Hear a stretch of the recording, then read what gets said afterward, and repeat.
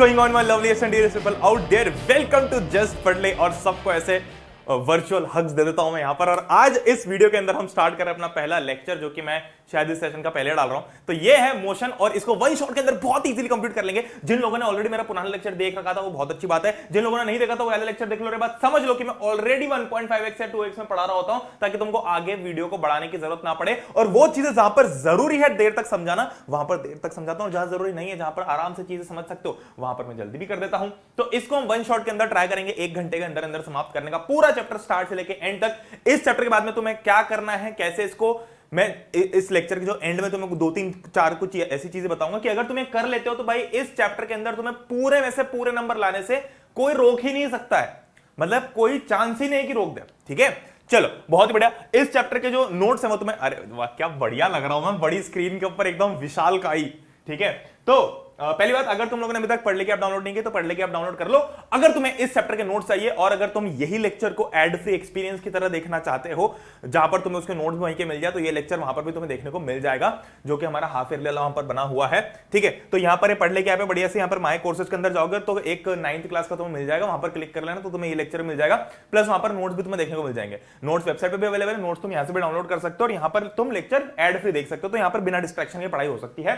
ठीक है, बाकी ये सारे फीचर्स है, बाकी तो तुम देख लो, मतलब मैं एक फीचर पढ़ के बताऊं ऐसा नहीं करता है। ठीक है, बाकी तुम समझदारी हो। ठीक है, अब डायरेक्टली जंप करते हैं पॉइंट के ऊपर। पॉइंट क्या है भैया, आज हम पहला लेक्चर कौन सा स्टार्ट कर रहे हैं, मोशन। अब देखो, चूंकि मैं ये कंसीडर करते हुए चल रहा हूं कि अगर तुम इस लेक्चर को अभी देख रहे हो तो तुमने डेफिनेटली ये स्कूल के अंदर पढ़ा होगा कुछ एटलीस्ट 2 बार तो, 1-2 बार तो। ठीक है, तो फिर भी मैं ऐसा नहीं करूंगा कि कोई सी चीज स्किप कर दूं, बट जो बहुत बेसिक सी चीजें हैं उस पे हम ज्यादा टाइम लगे। क्योंकि देखो, अब जैसे व्हाट इज फिजिक्स, तो व्हाट इज फिजिक्स तुमको पता है थोड़ा थोड़ा, बट फिर भी मैं मेरी स्टाइल में पूरा चैप्टर शुरू से लेकर एंड तक कंप्लीट करूं, ताकि 2 साल बाद भी अगर कोई इस वीडियो को देखे तो उसको लगे कि हाँ भाई क्या चीज बना डाली है इस आदमी ने। ठीक है, चलो तो उसी चीज को आगे लेते हुए चलते। भाई what is physics by sir Pranay Chauhan.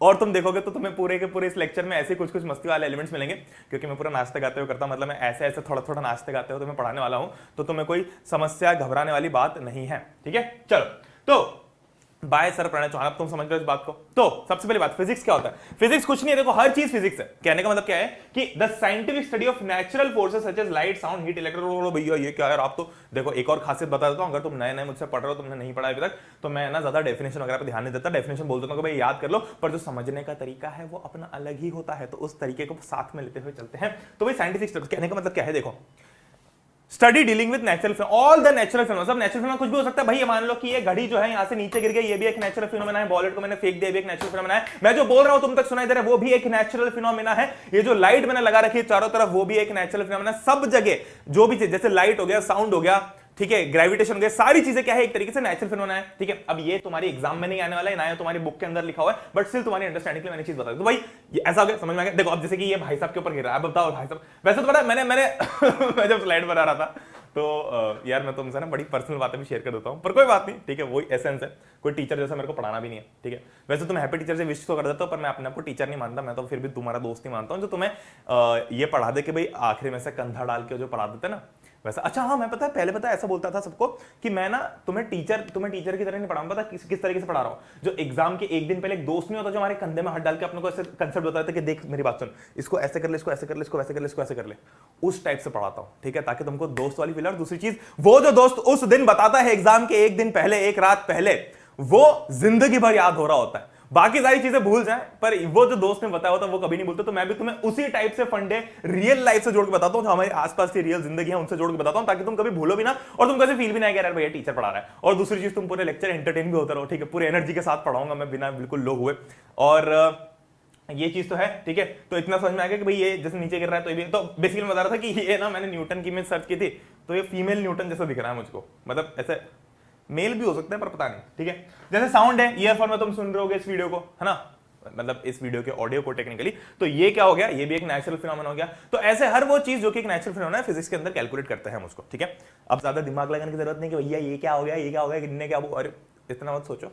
ठीक है, छोड़ो, बाहर में आंदो, समझ में आ गया ना व्हाट इज फिजिक्स, बस इतनी सी बात है। ज्यादा टाइम एक एक स्लाइड पे वेस्ट नहीं करते, क्योंकि वरना टाइम आगे निकलता रहता है। व्हाट आर फिजिकल क्वांटिटीज, ये क्या चीज है? देखो फिजिकल क्वांटिटीज भी कुछ नहीं है। ये जो वो नहीं होता क्या, अरे जैसे 2 किलो है ना भैया, 5 लीटर दूध दे दो, है ना, मतलब भैया दूध निकाल के दे दो। ठीक है, और ये कितना बड़ा प्लॉट है, ये 5 मीटर है, 10 मीटर, 50 मीटर है। तो ये सब क्या है, ये सब क्वांटिटीज है। कहीं ना कहीं मैं कैलकुलेट कर रहा हूं, अरे भाई तुम्हारा वजन 50 किलो है, तो किलो क्या है, किलो एक फिजिकल क्वांटिटी होगी ना। 50 तो समझ में आ गया, तो क्या बोलोगे, मैं मेरा वजन क्या, मैं बोलूंगा 50। अरे भाई 50 मीटर, सेंटीमीटर, लीटर, किलोग्राम क्या है तेरा वजन। तो हर चीज की एक स्पेसिफिक यूनिट होती है, और वही जो चीज है उसको हम फिजिकल क्वांटिटी बोलते हैं, ठीक है। वैसे सॉरी, अच्छा फिजिकल क्वांटिटीज जो है वो ये सारी हो गई, जैसे कि मास एक फिजिकल क्वांटिटी हो गई, है ना। सिमिलरली तो जो मैंने किलोग्राम बताया, लीटर बताया, सेंटीमीटर बताया, ये सब यूनिट्स हैं, वो भी आगे चल के बताऊंगा। बट ओवरऑल ये सब क्या हो गई, क्वांटिटीज हो गई ना भाई। मास एक फिजिकल क्वांटिटी है, ठीक है। लेंथ, ठीक है, फिर स्पीड है कि नहीं, स्पीड भी एक क्वांटिटी हो गई ना। तो वो भी जो भी चीज हम कैलकुलेट करते हैं वो क्वांटिटी हो गई। तो फिजिकल क्वांटिटीज क्या होगी, वही जो हम फिजिक्स के अंदर देख रहे होते हैं, ज्यादा इसमें भी दिमाग नहीं लगाना। तो बेसिकली दो टाइप की फिजिकल क्वांटिटीज होती है, एक होती है स्केलर जिसके पास में मैग्नीट्यूड होता है बट कोई डायरेक्शन नहीं होता है, और एक होती है वेक्टर जिसके पास में मैग्नीट्यूड भी होता है और डायरेक्शन भी होता है। अब भैया इन दोनों को याद करने का फंडा बताओ। देखो मैं तुम लोगों को ना कुछ कुछ याद करने के भी फंडे बताता हूं। जैसे कई बार बोलता हूं कि वेक्टर है, तो मैं तुमको इसका याद करने का फंडा बताऊंगा क्या है। तो भले वो रिलेटेड हो ना, भले मेरा जोक कितना ही फटा हो, पर वो जोक इतना मतलब अच्छा तुम्हें हंसी आए ना, उससे मुझे कोई फर्क नहीं पड़ता, पर तुम्हें उस जोक के कारण वो चीज याद रह जाए एग्जाम तक, वो मेरा मोटिव है, ठीक है। तो ज्यादा तारीफ ज्यादा हो गई ना स्टार्टिंग में ही, तो तारीफ थोड़ी कम करते वीडियो पे वापस आते हैं। स्केलर के बाद जिसके पास मैग्नेट होता है पर कोई डायरेक्शन होता है, इसका मतलब क्या है, देखो कई बार ऐसे नहीं होते कुछ बच्चे कि यार टीचर बोलते कि बेटा तेरे पास में पोटेंशियल तो बहुत है पर तेरे पास में कोई दिशा नहीं कि तेरे को जाना का है ना। मतलब मान लो मेरे पास ताकत बहुत है पर मुझे पता ही नहीं कि उस ताकत का करूं क्या। भाई मैं जिम्नास्ट बन सकता हूं, है ना, मैं कोई बढ़िया बॉडी बिल्डर बन सकता हूं, पर मेरे पास ताकत बहुत है पर मुझे पता ही नहीं है। तो मेरे पास में मैग्नीट्यूड तो है पर कोई डायरेक्शन नहीं है कि मुझे जाना कैसे है, कहां है। तो इसका मतलब स्केलर क्वांटिटीज वो होती है जिनका सिर्फ मैग्नीट्यूड होता है पर कोई डायरेक्शन नहीं होती। इसका मतलब तो मैं समझाऊंगा। वेक्टर क्वांटिटीज वो होती है जिनका मैग्नीट्यूड भी होता है और डायरेक्शन भी होता है। अब पहले याद करने का फंडा समझ लो। याद करने का फंडा क्या है, याद करने का फंडा यह है कि जैसे हमारी स्केल होती है ना, देखो मैं तुमको एक फंडा बताता हूं कि स्केलर को याद रखने के लिए कैसे याद रखो। देखो स्केल वर्ड दिख रहा है, स्केल। अब हमारी जो स्केल होती है वो इस टाइप की दिखती है। ये जो स्केल है तुम देखो इसको कि ये क्या बता रही है, सिर्फ मतलब सिर्फ मैग्नीट्यूड ही बता रही है कि 5 सेंटीमीटर, 10 सेंटीमीटर, 15 सेंटीमीटर। क्या ये डायरेक्शन बता रही है कि 5 centimetre north direction, 5 centimetre south direction? नहीं बता रही है, ये सिर्फ और सिर्फ मैग्नीट्यूड बता रही है ना। वैसे मैं इसका एग्जांपल, ये बस फंडा है याद रखने के लिए, एग्जाम में लिख के मत आना, कोई कंसेप्ट नहीं है, बस बता रहा हूं कि याद कैसे रखोगे कि स्केलर के पास में सिर्फ मैग्नीट्यूड होता है, डायरेक्शन नहीं होता है। वो ऐसे याद रखोगे कि भाई स्केल जो होती है हमारी, वो स्केल के पास में सिर्फ और सिर्फ ये सेंटीमीटर लिखे होते, कोई डायरेक्शन तो लिखी नहीं होती, नॉर्थ साउथ ईस्ट वेस्ट, है ना। तो इसलिए तुम ऐसे करके याद कर सकते हो। और वेक्टर कैसे याद रखोगे, देखो वेक्टर जो होता है एक वेक्टर, अच्छा मैं तुम्हें एक बात बताऊं कि अगर मान लो तुम्हारे पास में बच्चा है, उस बच्चे को तुम्हें दो में से कोई एक नाम देना है, या तो स्केलर नाम दो या वेक्टर नाम दो, तो ज्यादा अच्छा नाम कौन सा लगता है बच्चे को देने के लिए, या किसी के लिए भी, इंसान के लिए अगर हमें नाम देना है तो ज्यादा अच्छा नाम क्या लगता है, वेक्टर लगता है ना। मतलब मुझे पर्सनल तो वेक्टर लगता है, तो में से भी 70-80% लोगों को वेक्टर ही लगता होगा। तो वेक्टर क्या हो गया, ऐसा समझ लो कि एक इंसान का निकनेम हो गया। अब इंसान का निकनेम हमने क्यों रखा, क्योंकि देखो एक आइडियल इंसान कैसा होता है, जिसके पास में ताकत भी हो और पोटेंशियल भी हो। जो टीचर बोलते हैं ना कि तेरे में ताकत है पर तेरे में पोटेंशियल नहीं है, तो वो चीज एक आइडियल बच्चे में होती है कि मेरे पास में भाई ताकत भी है और पोटेंशियल भी है ना, मतलब पोटेंशियल भी है और डायरेक्शन भी है कि लाइफ में करना क्या है। तो एक आइडियल बच्चा कैसा दिखता है, वेक्टर जैसा, ठीक है। तो वेक्टर क्या हो गया, वेक्टर हो गया it has both magnitude and direction. बहुत बढ़िया, आगे इतनी बात समझ में, ठीक है। तो स्केलर और वेक्टर क्वांटिटी के बीच में मेजर दो डिफरेंस होते हैं बस। अब कुछ कुछ एग्जांपल्स भी हैं, ठीक है। अब जैसे कि ये गट्टू, ये मान लो इसका नाम हमने वेक्टर रख दिया, ठीक है, इसका नाम वेक्टर है, ये है वेक्टर भैया, वेक्टर चौहान, ठीक है। ये स्केल, अब इतनी बात समझ आ गई। अब एग्जांपल्स क्या क्या भैया, जैसे कि देखो डिस्टेंस हो गई, तो डिस्टेंस हम जब भी नापते हैं, तो हम क्या बोलते हैं कि भाई 5 मीटर का है या 10 मीटर का है, ठीक है। या मेरे घर से तेरा घर कितनी दूर है, 50 मीटर है ना। या फिर ये कपड़े की लेंथ कितनी है भैया, ये 2 मीटर है। तो ये सब क्या है, इनमें हमको डायरेक्शन की कोई जरूरत नहीं है ना। सिमिलरली जैसे स्पीड है, तो पापा का फोन है, पापा पूछ रहे बेटा तेरी स्पीड क्या है, मैं बोल दूंगा पापा यार 30 की स्पीड पे चल रही है गाड़ी, मतलब 30 किलोमीटर पर आवर पे चल रही है। तो उसमें कोई डायरेक्शन नहीं है ना, वो बस मैग्नीट्यूड है कि हाँ पापा 30 किलोमीटर पर आवर पे चल रही है।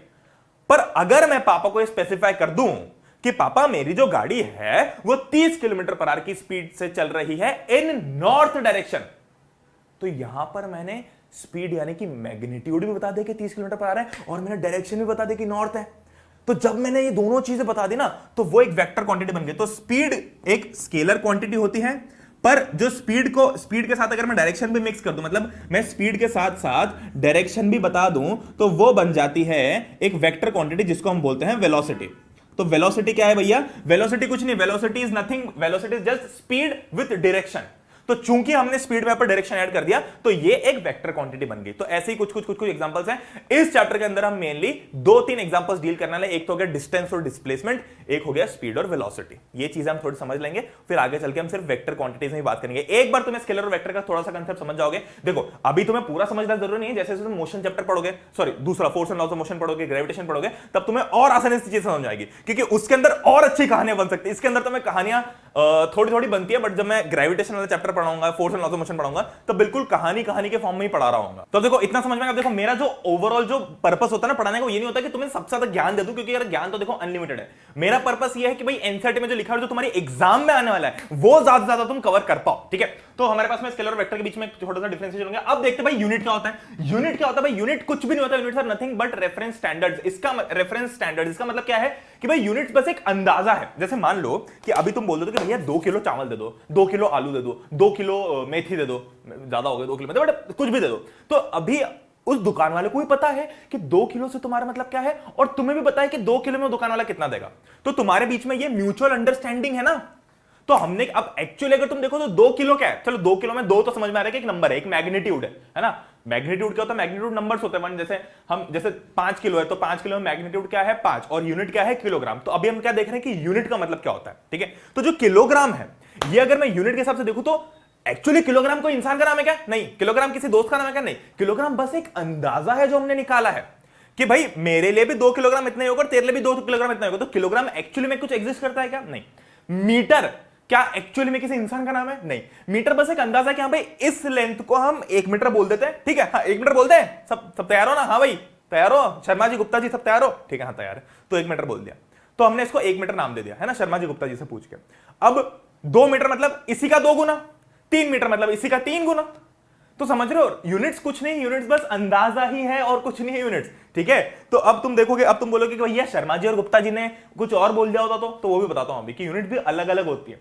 जो हम यहाँ पे इंडिया में फॉलो करते हैं, जरूरी नहीं कि सब जगह वही फॉलो करते हैं। ठीक है, चलो वो चीज बताता हूं।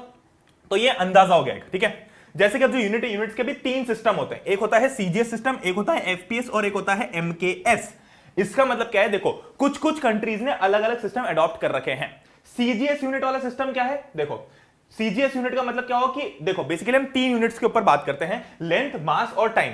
तो सीजीएस यूनिट का मतलब ये है कि लेंथ के लिए हम सेंटीमीटर लेंगे, मास के लिए हम ग्राम लेंगे, जी फॉर ग्राम, और टाइम के लिए हम एस फॉर सेकंड्स लेंगे। इतना क्लियर है? सिमिलरली एक और फॉर्म ऑफ यूनिट है एफपीएस, जिसके अंदर हम फुट लेंगे, पाउंड लेंगे और सेकंड लेंगे। इसलिए तुम जब भी बार बार फॉरेन की वीडियोस देखते होगे कुछ कि यार how to lose weight, how to get 6 pack abs, तो तुम उसमें देखते होगे कि यार वो पाउंड्स में वजन की बात करते हैं कि मेरा वजन इतने पाउंड्स है। कई लोग फुट में बात करते हैं। ठीक है, तो है फुट भी लेंथ की यूनिट, सेंटीमीटर भी लेंथ की यूनिट है, पर अलग अलग लोगों के बात करने का तरीका अलग है, अलग अलग कंट्रीज में अलग है। जैसे एमकेएस है, तो अपने इंडिया में सबसे ज्यादा एमकेएस चलता है, मीटर, किलोग्राम, सेकंड्स। ठीक है, तो हम क्या करते हैं, मास को किलोग्राम में लेते हैं और टाइम को सेकंड्स में लेते हैं।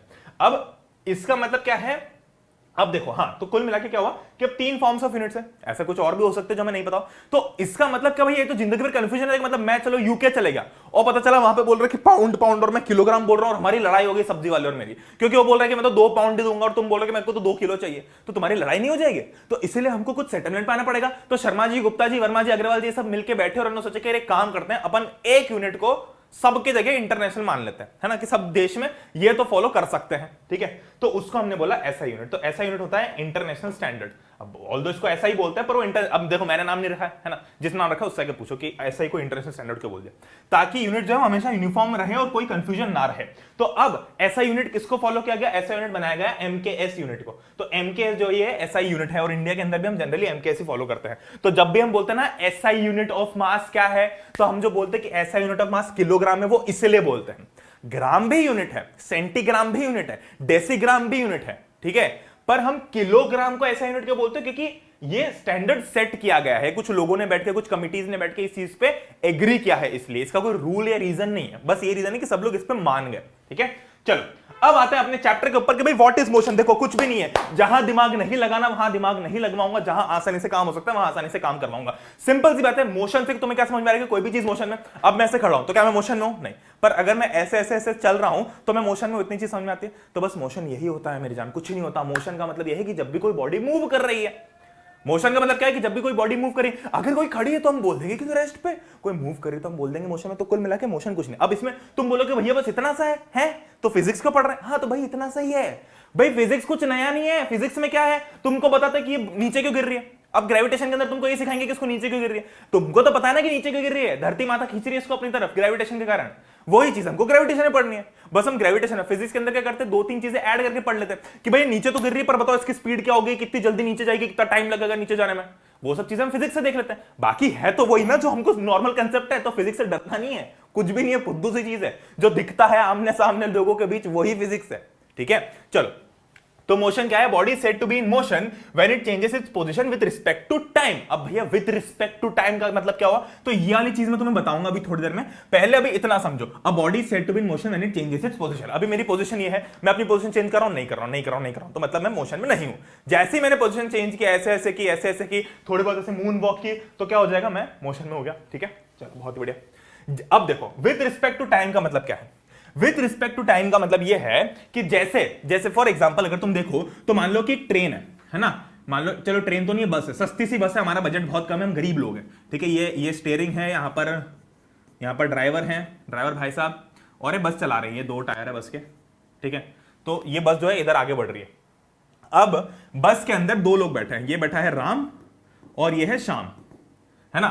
अब राम और श्याम जो है वो बस से घूमने चले गए और बाबू भैया को बाहर ही छोड़ दिया। बाबू भैया का चश्मा है ना, बाबू भैया को बाहर ही छोड़ दिया। तो राम और श्याम तो घूमने चले गए।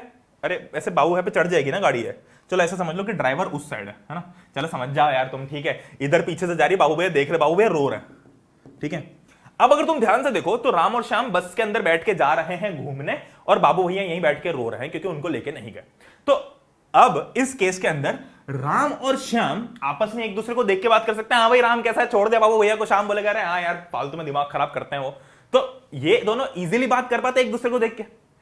तो क्या राम के लिए श्याम मोशन में है, ध्यान से सुनो, क्या राम के लिए श्याम मोशन में होगा? अरे नहीं होगा ना, उसको तो शाम को ऐसे बैठ के बात कर रहा है, मान लो राम और श्याम ऐसे बैठे हैं, हाँ भाई क्या बढ़िया, सब चलिए, हाँ सब बढ़िया, घर में भी सब बा कुशल मंगल। अब गाड़ी आगे से चलती जा रही है, तो भी राम तो ऐसा नहीं है कि राम, अरे राम तो आगे कहां चलेगा, ऐसा तो नहीं होगा ना। राम और श्याम दोनों साथ में ही चल रहे हैं। तो राम के लिए श्याम तो रेस्ट में हो ना, राम को तो ऐसा लग रहा है कि श्याम तो यहीं बैठा हो मेरे पास में, ठहरा हुआ है रेस्ट पे, है ना। तो राम के लिए श्याम रेस्ट पे और श्याम के लिए राम भी रेस्ट पे। पर जो बाबू भैया बेचारे सड़क पे खड़े होकर रोते हुए देख रहे हैं, उनके लिए तो ये दोनों मोशन में है ना, क्योंकि ये बस की पोजीशन चेंज हो रही है। भाई इन दोनों के लिए आपस में एक दूसरे की पोजीशन चेंज हो रही है, राम और श्याम के लिए नहीं हो रही है, क्योंकि राम भी यही है और श्याम भी देख रहा है, तो ऐसे ही देख रहा है, हाँ भाई सब बढ़िया, हाँ। तो ऐसा तो नहीं रहा कि अरे श्याम यहां कहां जा रहा है, साथ साथ ही बैठे हैं, पोजीशन तो चेंज नहीं हो रही है।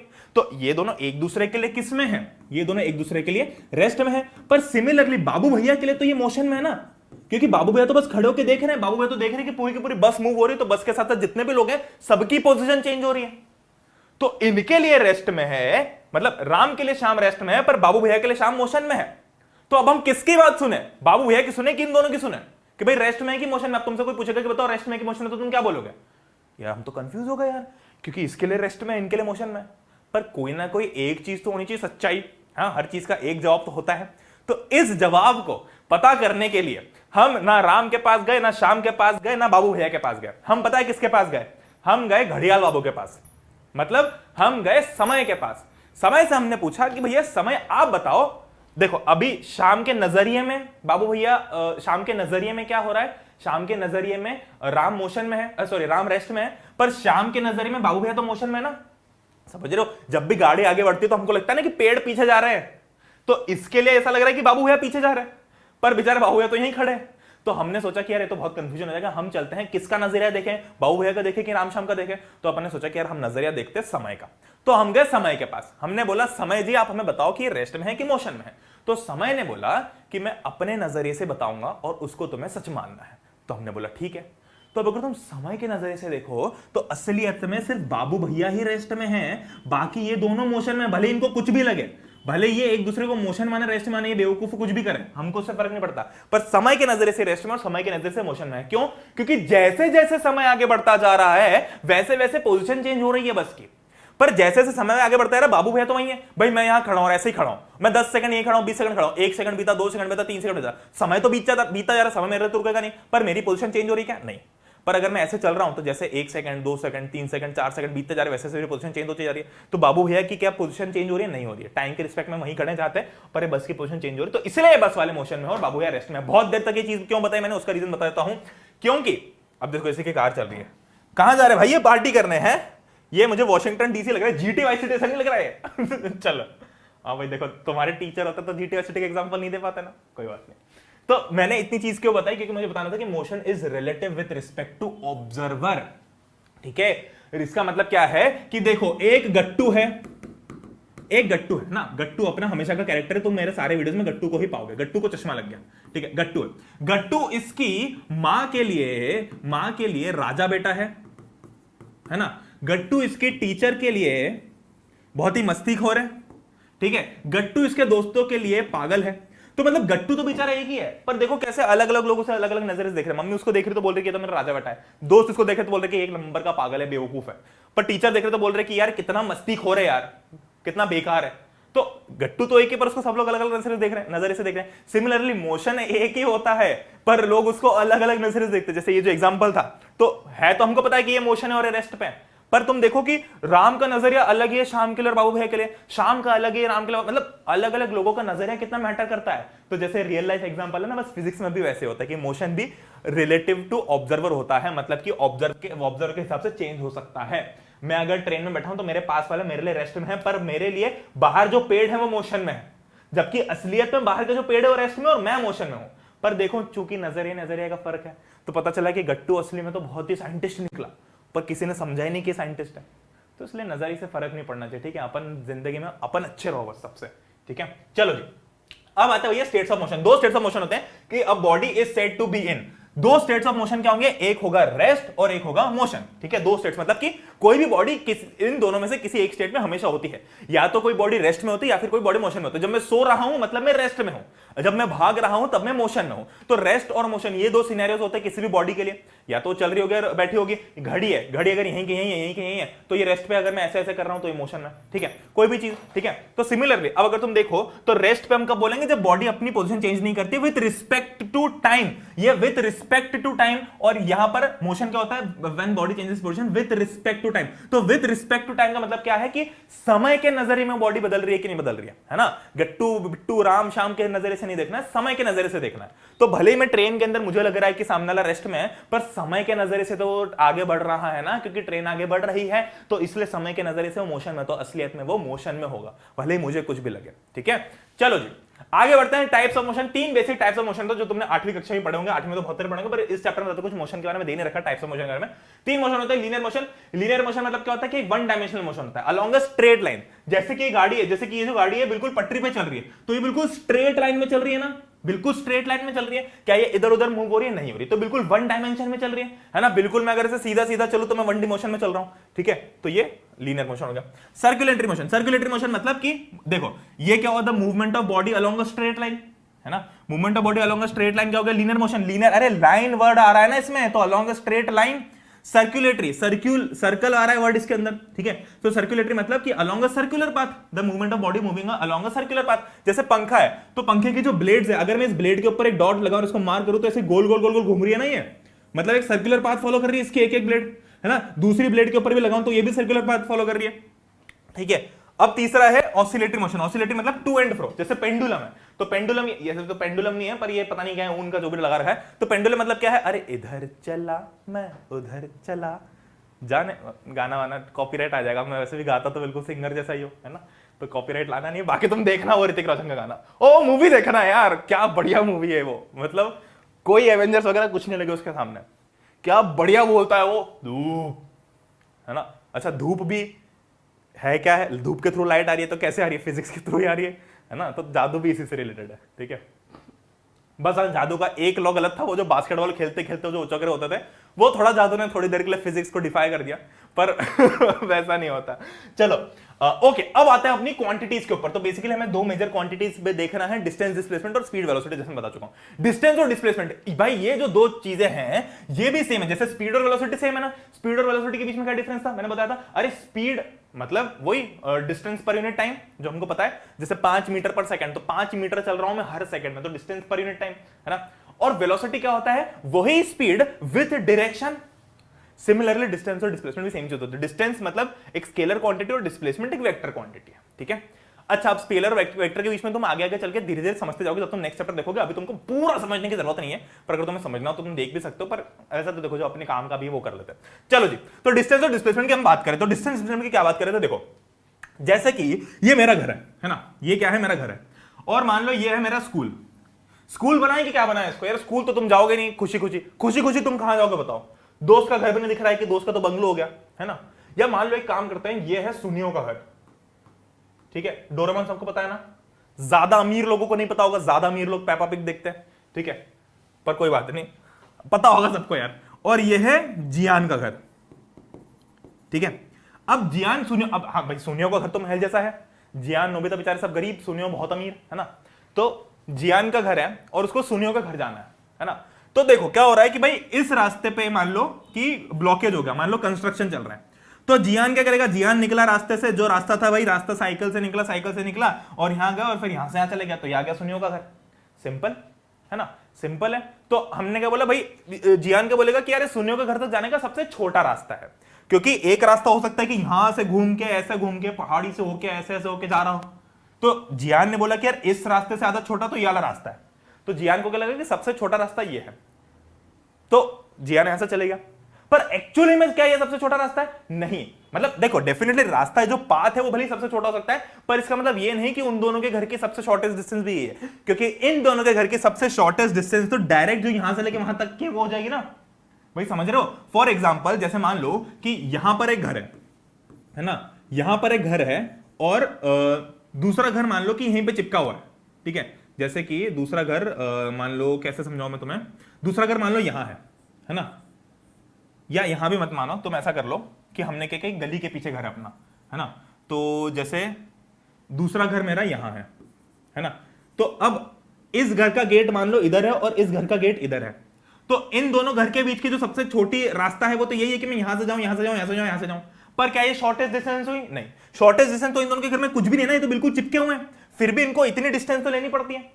तो डिस्टेंस और डिस्प्लेसमेंट में बस यही फर्क है। डिस्प्लेसमेंट क्या होता है? Displacement is the shortest distance between initial and final position. इसका मतलब जियान ने जब अपनी कहानी यहां से स्टार्ट की तो उसकी इनिशियल यानी कि स्टार्टिंग पोजीशन क्या थी? ये थी, और जियान जब सुनियो के घर चले गए तो उसकी फाइनल पोजीशन क्या हो गई? ये वाली होगी। तो इन दोनों के बीच की जो शॉर्टेस्ट डिस्टेंस है वो डिस्प्लेसमेंट होती है। तो जब मैं इन दोनों लाइंस को जोड़ दूं तो मुझे पता चलेगा कि जो लाल कलर की लाइन है ये डिस्प्लेसमेंट है, ये क्या है भाई? ये डिस्प्लेसमेंट है, और ये जो ब्लू कलर की लाइन है ये डिस्टेंस होगी, है ना, डिस्टेंस होगी। तो डिस्टेंस और डिस्प्लेसमेंट के बीच में ये डिफरेंस होता है कि डिस्टेंस जो होती है वो हमारे पास में कुछ भी हो सकती है, जो भी पाथ में फॉलो कर रहा हूं उसके लेंथ। अब मान लो कि मैं इसकी बजाय इस रास्ते से गया होता तो मेरी डिस्टेंस तो बहुत ज्यादा होती, पर क्या ऐसा है? नहीं, मेरी डिस्टेंस काफी कम है। क्यों कम है? क्योंकि मैं छोटे रास्ते से गया। पर अगर उससे भी छोटी सिर्फ मैं डिस्टेंस देखो इनिशियल फाइनल पोजीशन की, तो वो मुझे ये मिल जाएगी जो रेड कलर में लिखी हुई है, ठीक है। तो अब हम देखते हैं डिस्टेंस और डिस्प्लेसमेंट के बीच में क्या क्या मेजर डिफरेंसेस होते हैं। देखो, तो सबसे पहली बात जो है डिस्टेंस जो होती है वो हमेशा पॉजिटिव होती है, डिस्प्लेसमेंट नेगेटिव भी हो सकती है। क्यों? क्योंकि ये एक वेक्टर क्वांटिटी और वेक्टर हमेशा नेगेटिव भी हो सकता है। अब ये कैसे होगा मैं तुमको बताता हूं। देखो, मान लो कि यहां पर बाबू भैया खड़े हैं, है ना, और मान लो कि बाबू भैया ने इसको अपने लिए एक जीरो बना लिया, मतलब बाबू भैया यहां खड़े हैं, ठीक है। अब क्या हुआ कि यहां पर एक रोड है, यहां पर एक रोड है, अब यहां पर कुछ गाड़ियां खड़ी हैं, है ना। अब बाबू भैया ने ऐसा बोल दिया कि यार देखो मुझे देखो फिजिक्स की भाषा में जो हम डायरेक्शन कर रहे हैं ना बार बार कि vector quantities magnitude with direction है, डिस्प्लेसमेंट या वेलोसिटी स्पीड विद डायरेक्शन। तो डायरेक्शन की बात हम नॉर्थ साउथ ईस्ट वेस्ट में नहीं करते हैं। फिजिक्स के अंदर नॉर्थ साउथ ईस्ट वेस्ट नहीं चलता है। फिजिक्स के अंदर पता है क्या चलता है? फिजिक्स के अंदर दो चीजें चलती है, प्लस और माइनस। तो जो अभी तक तुमको लग रहा था कि भाई प्लस मतलब ज्यादा और माइनस मतलब कम होता है, वो फिजिक्स की भाषा में वैसा नहीं होता है। फिजिक्स की भाषा में प्लस और माइनस का मतलब सिर्फ डायरेक्शन डिनोट करने के लिए होता है, ठीक है। तो बाबू भैया ने क्या किया? बाबू भैया ने ऐसा सोचा कि भाई मुझे पता तो है नहीं नॉर्थ साउथ ईस्ट वेस्ट क्या होता है, तो मैं फिजिक्स की भाषा में अपने हिसाब से कोई भी डायरेक्शन सेट कर लेता हूं। फिजिक्स में तुम्हें ये भी फ्रीडम मिलती है कि तुम अपने आप से अपने खुद से डिसाइड कर सकते हो कि मुझे प्लस वाली डायरेक्शन कौन सी माननी है, माइनस वाली कौन सी माननी है। तो ऑब्वियस बात है प्लस और माइनस हमेशा एक दूसरे के ऑपोजिट होना चाहिए। ऐसा नहीं कि ये प्लस है तो ये माइनस हो गया, नहीं, अगर ये प्लस है तो ये माइनस होगा, अगर ये प्लस है तो ये माइनस होगा, ठीक है। मतलब ऐसा नहीं कि तुमने इसको प्लस मान लिया और इसको माइनस मान लिया, समझ रहे हो? एग्जैक्टली ऑपोजिट होना चाहिए, ठीक है। तो चलो मान लो बाबू ने बोल दिया कि यार जो भी कार राइट में जाएगी उसको मैं प्लस में जाते हुए बोलूंगा, और जो भी लेफ्ट में जाएगी उसको मैं बोलूंगा माइनस में। तो वो कुछ भी हो सकती है उसकी, चाहे डिस्प्लेसमेंट हो चाहे वेलोसिटी हो, कोई भी मैग्नीट्यूड्स विद डायरेक्शन वाली कोई भी वेक्टर क्वांटिटी जो है मैं प्लस और माइनस लगा के देख सकता हूं, ठीक है। तो मान लो कि कोई गाड़ी मान लो इधर गई, अब मान लो इधर गई लेट से 5 किलोमीटर पर आवर की स्पीड से, तो अब इसकी स्पीड तो 5 किलोमीटर पर आवर है, पर इसकी वेलोसिटी क्या है? इसकी वेलोसिटी होगी +5 किलोमीटर पर आवर। ठीक है, इसकी वेलोसिटी होगी +5 किलोमीटर पर आवर। तो ये प्लस के थ्रू मैंने क्या किया, डायरेक्शन डिनोट कर देना कि भाई ये इस डायरेक्शन में जा रहा होगा। अब अगर कोई मुझे ऐसा बोल दे, अगर मैं ऐसा सेटअप मान चुका हूं, बाबू भैया हूं मैं, और मैंने मान लिया कि हाँ भाई राइट में जाने लिए हर चीज इधर जाए, मतलब प्लस में जाए, प्लस मतलब कि इधर वाली चीज और माइनस मतलब इधर वाली चीज। अब मान लो कोई मुझे बोल दे कि अरे यार वो उस दिन ना यार राम निकला था और राम एकदम बिल्कुल -20 किलोमीटर पर आवर की वेलोसिटी से गया था। अरे तो भैया बाबू भैया समझ जाएंगे कि -20 किलोमीटर पर आवर बोला है, मतलब कि उसकी स्पीड तो 20 किलोमीटर पर आवर है, पर माइनस का मतलब क्या है, पर डायरेक्शन है ना। तो क्या हुआ, स्पीड विथ डायरेक्शन यानी कि मैग्नीट्यूड विथ डायरेक्शन यानी कि वेक्टर क्वांटिटी। तो -20 किलोमीटर पर आता, तो बाबू भैया खुद समझ जाएंगे, बाबू भैया को समझाने की जरूरत नहीं पड़ेगी, बाबू भैया खुद समझ जाएंगे कि भैया जो शाम था वो इधर 20 किलोमीटर पर आवर की स्पीड से गया होगा। ठीक है, सिमिलरली तो जो नाम था, सिमिलरली गट्टू है, तो गट्टू ने बोला कि यार मैं +7 किलोमीटर पर आवर की वेलोसिटी से चल रहा हूं, तो +7 किलोमीटर पर आवर मतलब कि इधर। कोई बोलेगा -30 किलोमीटर पर आवर, तो मैं समझ जाऊंगा इधर। तो मैं कितना इजीली समझ सकता हूं ना कि इधर जा रही है, इधर जा रही है, मुझे left right east west north south बोलने की जरूरत ही नहीं है। ठीक है, चलो, तो कुल मिला के ये समझ में आया। अब मैं डिस्प्लेसमेंट के बारे में बताता हूं, तो थोड़ा ये समझ आएगा। अब देखो ये स्पीड वेलोसिटी का मैंने कंसेप्ट बता दिया, तो मैं बाद में समझने की जरूरत नहीं है ये। ठीक है, अब देखो क्या हुआ कि कोई भी जो बॉडी है, मान लो कि यहां से चली और यहां आके रुक गई, है ना, तो उसने कितनी डिस्टेंस कवर की? मान लो कि यहां से लेके यहां तक उसने 2 मीटर डिस्टेंस कवर की, है ना, 2 मीटर डिस्टेंस कवर की। अब क्या हुआ, अब ऐसा हुआ कि वो बॉडी यहां से चल के वापस कहीं यहां आ गई इस पोजीशन पे, है ना। तो मान लो कि ये जो वापस चली है, मान लो 1 मीटर चली इधर, तो इसने टोटल डिस्टेंस कितनी कवर कर ली? पहले 2 मीटर उधर जाने की, फिर 1 मीटर वापस इधर आने की, तो 3 मीटर। तो डिस्टेंस कितनी हो गई इसकी? 2 + 1 3 मीटर, है ना। पर अगर तुम डिस्प्लेसमेंट की बात करो, तो चूंकि डिस्प्लेसमेंट एक वेक्टर क्वांटिटी, तो यहां पर प्लस माइनस रोल प्ले करता है। तो क्या हुआ कि भाई बाबू भैया देख रहे थे कि पहले तो 2 मीटर उधर गया, है ना, मतलब कि +2 मीटर का इसका डिस्प्लेसमेंट हुआ।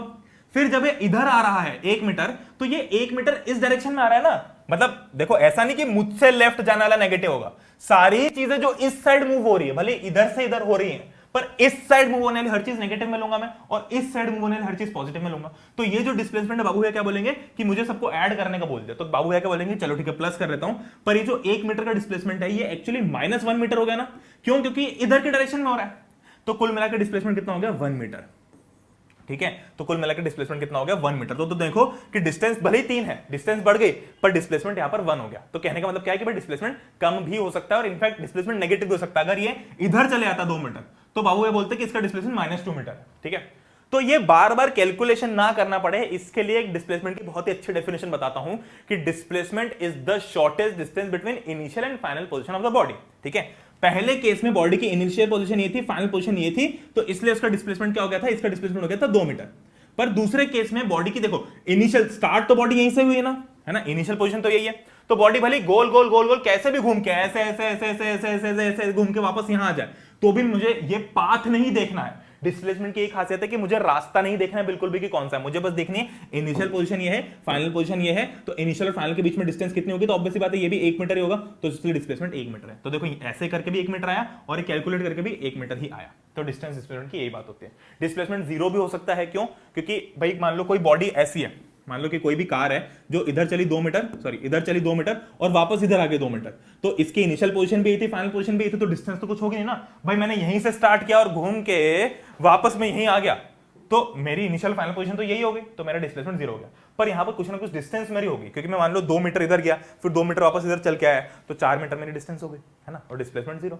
ठीक है, बहुत ही बढ़िया। तो अब तुम इसको बहुत इजीली समझ सकते हो। वैसे तो मैंने थोड़ा लंबे तरीके से समझा दिया, पर तुम काफी इजीली समझ सकते हो कि डिस्टेंस क्या है। Distance is the length of path travelled by body, है ना, लेंथ ऑफ पाथ, ये रेड कलर में देखो, लेंथ ऑफ पाथ। और डिस्प्लेसमेंट क्या है? Shortest distance. Displacement is the shortest distance between initial and final position. Distance scalar, displacement vector. ठीक है, डिस्टेंस हमेशा पॉजिटिव होती है, पॉजिटिव नेगेटिव भी हो सकती है और 0 भी हो सकती है। ठीक है, टोटल डिस्टेंस क्या होता है? अलजेब्रिक सम होता है। और नेट डिस्प्लेसमेंट क्या होता है? वेक्टर सम होता है। ठीक है, वेक्टर सम।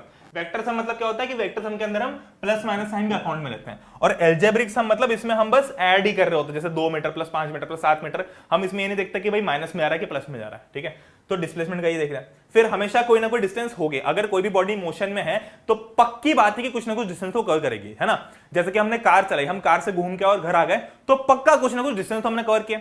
जैसे ही थोड़ा सा भी मोशन हुआ, मान लो इतना भी मोशन हुआ, तो भी डिस्टेंस तो कवर कर ली, है ना। पर डिस्प्लेसमेंट ऐसा जरूरी नहीं है। अगर बॉडी वापस उसकी फाइनल पोजीशन पे, इनिशियल पोजीशन पे आ जाए तो उसका डिस्प्लेसमेंट जीरो हो गया, पर उसकी डिस्टेंस तो यहां से वहां तक जाने का, वापस यहां से यहां तक आने का ऐड हो गया। ठीक है, यूनिट दोनों की मीटर होती है भाई।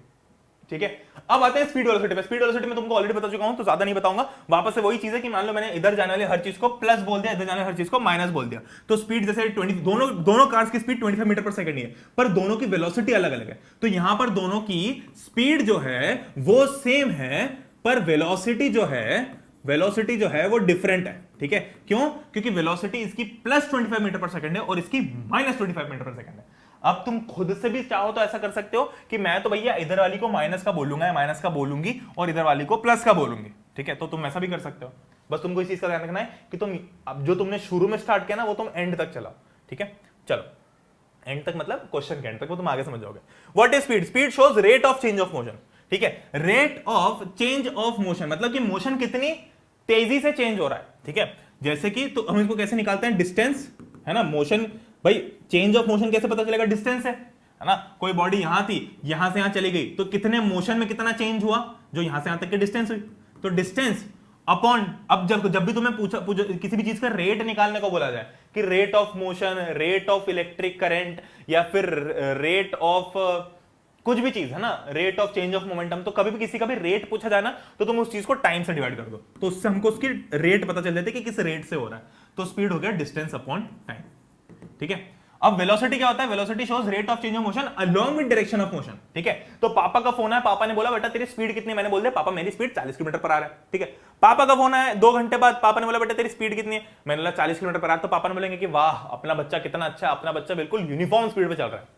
पर मान लो पापा ने इसकी वजह थोड़ा स्मार्टली प्ले किया होता, पापा बोलते कि बेटा अभी तेरी स्पीड क्या, अभी तेरी वेलोसिटी क्या है? तो मैं बोल देता पापा मेरी वेलोसिटी है प्लस 40 किलोमीटर पर आवर। तो पापा बोलते ठीक है।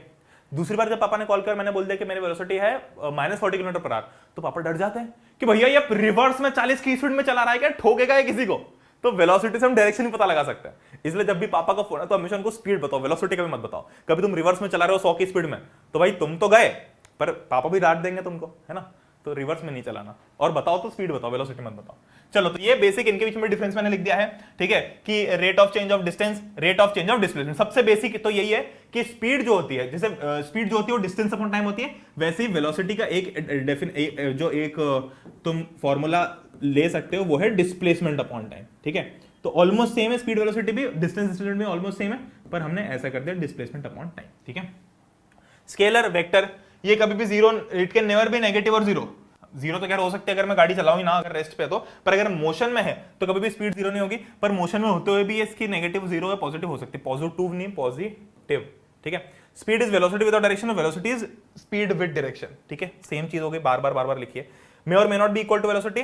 ठीक है, अब बॉडी की वेलोसिटी अलग हो सकती है बट नॉट सेम स्पीड। ठीक है, जैसे कि बॉडी में possess different velocities but the same speed। तो यही चीज बताए ना कि कोई ऑब्जेक्ट 25 मीटर पर सेकंड पे चल रहा है और दूसरा माइनस 25 मीटर पर सेकंड पे चल रहा है, तो इनकी स्पीड तो सेम है 25-25, पर इनकी डायरेक्शन अलग है, मतलब इन दोनों की वेलोसिटीज भी अलग है। ठीक है, तो मैग्नीट्यूड और डायरेक्शन दोनों में से कोई भी एक चीज अलग होगी तो पूरी वेक्टर क्वांटिटी अलग हो जाएगी। ठीक है, चलो बहुत ही बढ़िया। अब देखते भाई uniform versus non uniform motion. Uniform motion क्या होता है? देखो, यूनिफॉर्म वर्ड से समझ में आ रहा है, जैसे स्कूल जाते तो यूनिफॉर्म दिखता मतलब सब कुछ एक जैसा दिखता है, सब कुछ कांस्टेंट दिखता है। जब हम प्रेयर कर रहे होते हैं साथ में बैठ के, साथ में खड़े होके, या मान लो असेंबली हो रही होती है, असेंबली हॉल में कोई भी इवेंट होता है, तो हम सबकी ड्रेस सेम होती है, यूनिफॉर्म होती है। ऐसा तो होता नहीं कि इसकी ड्रेस अलग है, उसकी ड्रेस अलग है, इसकी ड्रेस अलग है, उसकी ड्रेस अलग है, सबकी ड्रेस सेम होती है एग्जैक्टली। ठीक है, तो ऐसे दूर से किसी के लिए पहचान पाना मुश्किल होता है कि तुम में डिफरेंस क्या है, अगर वो तुम्हें नहीं जानता हो तो। ठीक है, तो यूनिफॉर्म का मतलब क्या होता है? यूनिफॉर्म मतलब सेम, कांस्टेंट।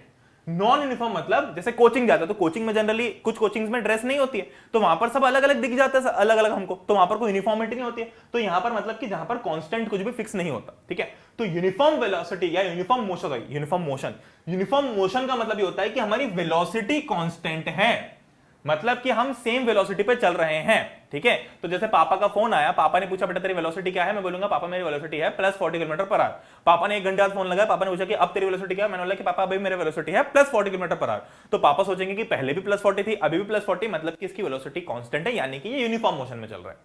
सिमिलरली दूसरा केस कि पापा का अगर 1 घंटे बाद फोन आता और मैं बोलता पापा मेरी वेलोसिटी है 30 किलोमीटर पर आवर या प्लस 30 किलोमीटर पर आवर, तो पापा बोलते कि पहले 40 थी अब 30 हो गई, मतलब ये यूनिफॉर्म मोशन में नहीं चल रहा है, इसकी वेलोसिटी कम ज्यादा हो रही है। ठीक है, सिमिलरली अगर पापा का फोन आता और भले मेरी 40 ही होती पर पहले प्लस होती और दूसरे टाइम माइनस होती, या पहले नॉर्थ में जा रहा था मैं अब साउथ में जा रहा हूं, साउथ डायरेक्शन में जा रहा हूं, तो भी वेलोसिटी मेरी अलग होगी, तब भी मैं यूनिफॉर्म मोशन में नहीं हूं।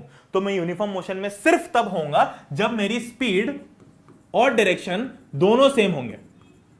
ठीक है, मतलब तुम्हारी वेलोसिटी सेम होगी। ठीक है, और नॉन यूनिफॉर्म मतलब कि वेलोसिटी चेंज हो सकती है, वो किसी भी फॉर्म में हो, चाहे मैग्नीट्यूड में और डायरेक्शन में हो, कि भाई पहले प्लस 40 थी अब माइनस 40 हो गई तो भी चेंज हो गया, भले मैग्नीट्यूड 40 है पर डायरेक्शन चेंज हो गई, या फिर पहले प्लस 30 थी अब प्लस 40 हो गई तो भी चेंज हो गया, क्योंकि भले डायरेक्शन तो सेम है पर मैग्नीट्यूड चेंज हो गया ना भाई। ठीक है, चलो, तो यही होता है नॉन यूनिफॉर्म मोशन जहां पर वेलोसिटी चेंजेस। तो अगर तुमको डेफिनेशन लिखना तो कैसे लिखोगे, a motion is said to be, a object is said to be in uniform motion, ऐसे लिखना। ठीक है, an object is said to be in uniform motion. Madam एक मिनट, मैडम आता है, मैडम रुको, when its velocity is constant, है ना, और सब ताली बजाने लग जाएंगे। और जब बोलोगे कि नॉन यूनिफॉर्म मोशन का तो बोलना कि ma'am an object is said to be non, जो थोड़े ज्यादा पढ़े लिखे बच्चे वो कैसे बोलते हैं, ma'am the object is said to be non uniform motion when the velocity keeps on changing.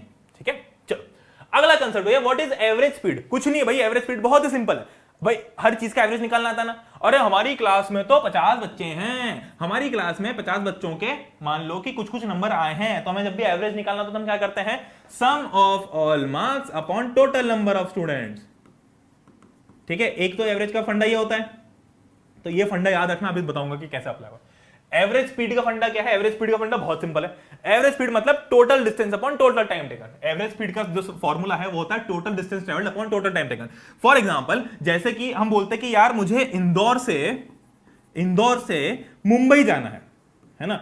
अब ऑब्वियस सी बात है, इंदौर से लेके मुंबई तक रास्ते तो सही होंगे नहीं सब जगह, अभी बारिश में तो और खराब हो गए होंगे, तो कुछ जो पैच है रास्ते का, मतलब हो सकता है कि यहां से लेके यहां तक का रास्ता अरे बहुत ही बढ़िया बहुत ही शानदार है, तो यहां पर मेरी स्पीड मान लो 120 पे चल रही है।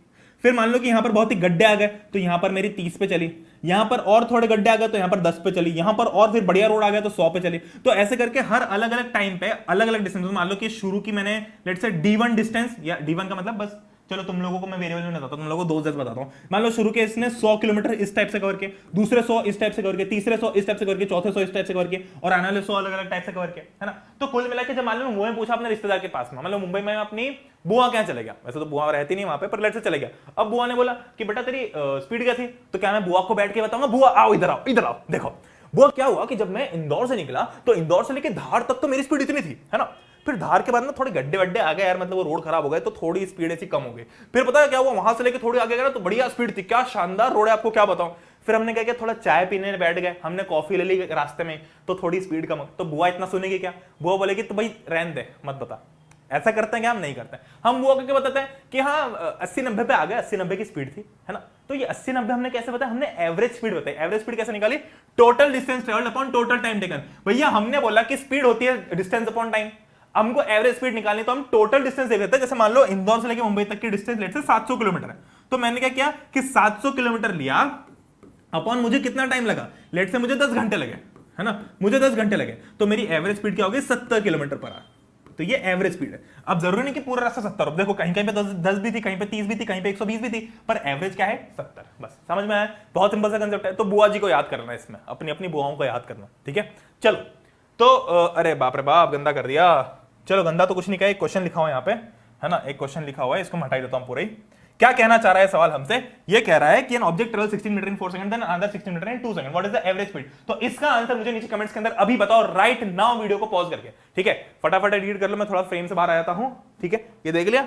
चलो जी नेक्स्ट देखते हैं भाई एवरेज वेलोसिटी क्या होती है। तो एवरेज देखो, एवरेज स्पीड का फॉर्मूला तो बस स्पीड के फॉर्मूले जैसा है, बस इतना याद रखना ना, फंडा बता रहा हूं याद रखने का, कंफ्यूज ना हो जाओ तुम। और एवरेज वेलोसिटी का जो फॉर्मूला है वो वेलोसिटी वो कैसे ट्रीट करोगे, जैसे हमारे क्लास में बच्चे होते हैं ना वैसे। तो एवरेज वेलोसिटी कैसे कैलकुलेट करोगे, total number of velocities, sorry देखो मैं बताता हूं तुमको, चलो तुम कंफ्यूज ना हो, इसीलिए एवरेज वेलोसिटी होती है initial velocity plus final velocity upon 2, initial velocity plus final velocity upon 2। जैसे मान लो कि मैं यहां से लेके यहां तक गया, है ना, अब यहां से लेके यहां तक मेरी v1 वेलोसिटी थी, ठीक है, यहां से लेके यहां तक मेरी v2 वेलोसिटी थी और यहां से लेके यहां तक मेरी v3 वेलोसिटी थी। मतलब कुछ भी हो सकती है, 5 किलोमीटर पर आवर, 10 या 5 metre per second, 10 metre per second, 15 metre per second. तो अगर मुझे एवरेज निकालना हो तो स्पीड का जो फॉर्मूला होता है वो तो अलग हो गया है ना, स्पीड का कंफ्यूज मत होना, पर वेलोसिटी वाला जो फॉर्मूला है वो और सिंपल है। वेलोसिटी वाले फॉर्मूले में कोई दिमाग नहीं लगाना, इसमें तुमको क्या करना है, जो हमारी क्लास का एवरेज वाला नहीं होता कि sum of all marks upon total number of students, तो यहां पर भी हम ये करेंगे सम ऑफ ऑल वेलोसिटीज यानी कि v1 plus v2 plus v3 upon total number of velocities. तो टोटल कितनी है, 1 2 3 अपॉन 3, ये हो गया एवरेज वेलोसिटी का फॉर्मूला। ठीक है, ये एवरेज वेलोसिटी का। अब इसी को हमने ऐसा क्यों लिखा है, क्योंकि लेट्स से कि मान लो किसी केस में, किसी क्वेश्चन में सिर्फ दो ही वेलोसिटीज है, एक तो इनिशियल मतलब v1 और दूसरी v3 हो गई, मान लो बीच में कोई वेलोसिटी चेंज की नहीं हमने, तो तुम ऐसे इनिशियल प्लस फाइनल अपॉन 2 कर सकते हो कि जब मैं अपनी जर्नी स्टार्ट करा था तब मेरी इनिशियल वेलोसिटी मान लो 20 मीटर पर सेकंड थी, और जब मैंने एंड की आखिरी में तब मान लो तब तक मेरी 50 मीटर पर सेकंड हो चुकी थी, तो मेरी एवरेज वेलोसिटी क्या हो गई 20 प्लस 50 अपॉन 2। ठीक है, तो अपॉन 2 क्यों है यहाँ पे, इसलिए क्योंकि ये पहली वेलोसिटी है, ये दूसरी वेलोसिटी है। अगर मान लो पहली और दूसरी और तीसरी होती तो यहां पर 2 की जगह 3 आया था, अगर 5 वेलोसिटीज होती तो नीचे 5 आ जाता। ठीक है, चलो जी, तो अच्छा और भी कुछ लिखा है यहां पर।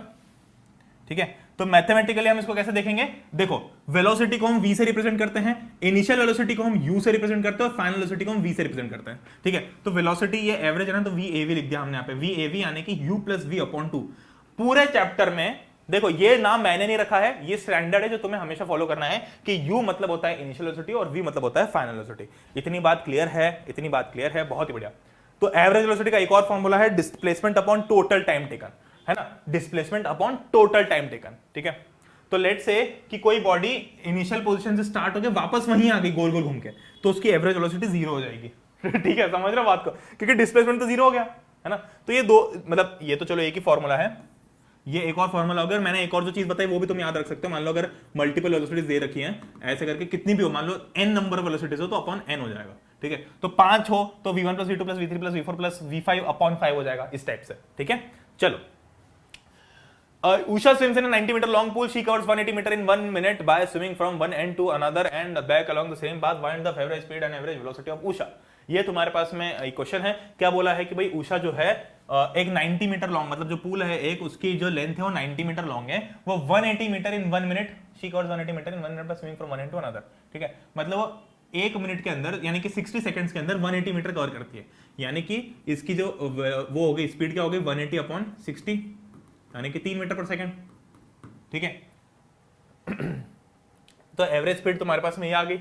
ठीक है, देख लो एवरेज स्पीड आ गई 3 मीटर पर सेकंड, और एवरेज वेलोसिटी तो भाई 0 हो गई ना।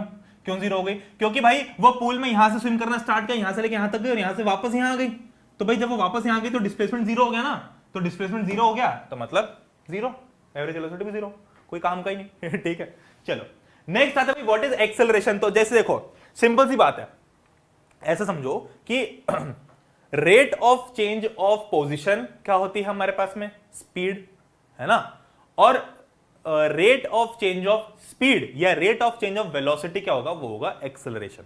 तो एक्सेलरेशन क्या होता है, rate of change of velocity again with respect to time. इसका मतलब क्या है, इसका मतलब ये है कि अभी तक तो हम बस ये देख रहे थे कि लेट से पहले अभी तक हम क्या देख रहे थे कि हमारी कैसे कैसे हमारी स्पीड क्या होती है, हमारी वेलोसिटी क्या होती है।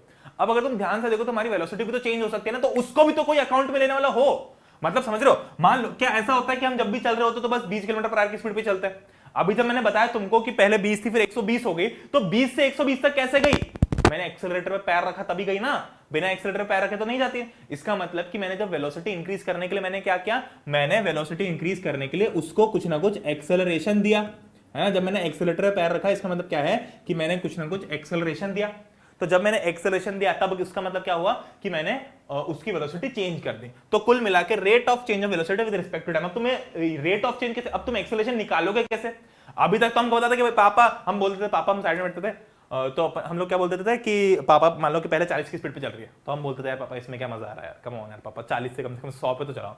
तो आप बोलते थे 100 पे तो नहीं जाऊंगा, एक चांटा मार दूंगा, 80 पे चलते हैं। तो पापा ने क्या किया, पापा की पहली स्पीड थी 40, अब उन्होंने कर दी 80। तो मतलब पापा ने एक्सीलरेटर पे पैर रखा तभी जाके स्पीड 40 से 80 पे हुई, है ना, तभी जाके स्पीड 40 से 80 पे हुई।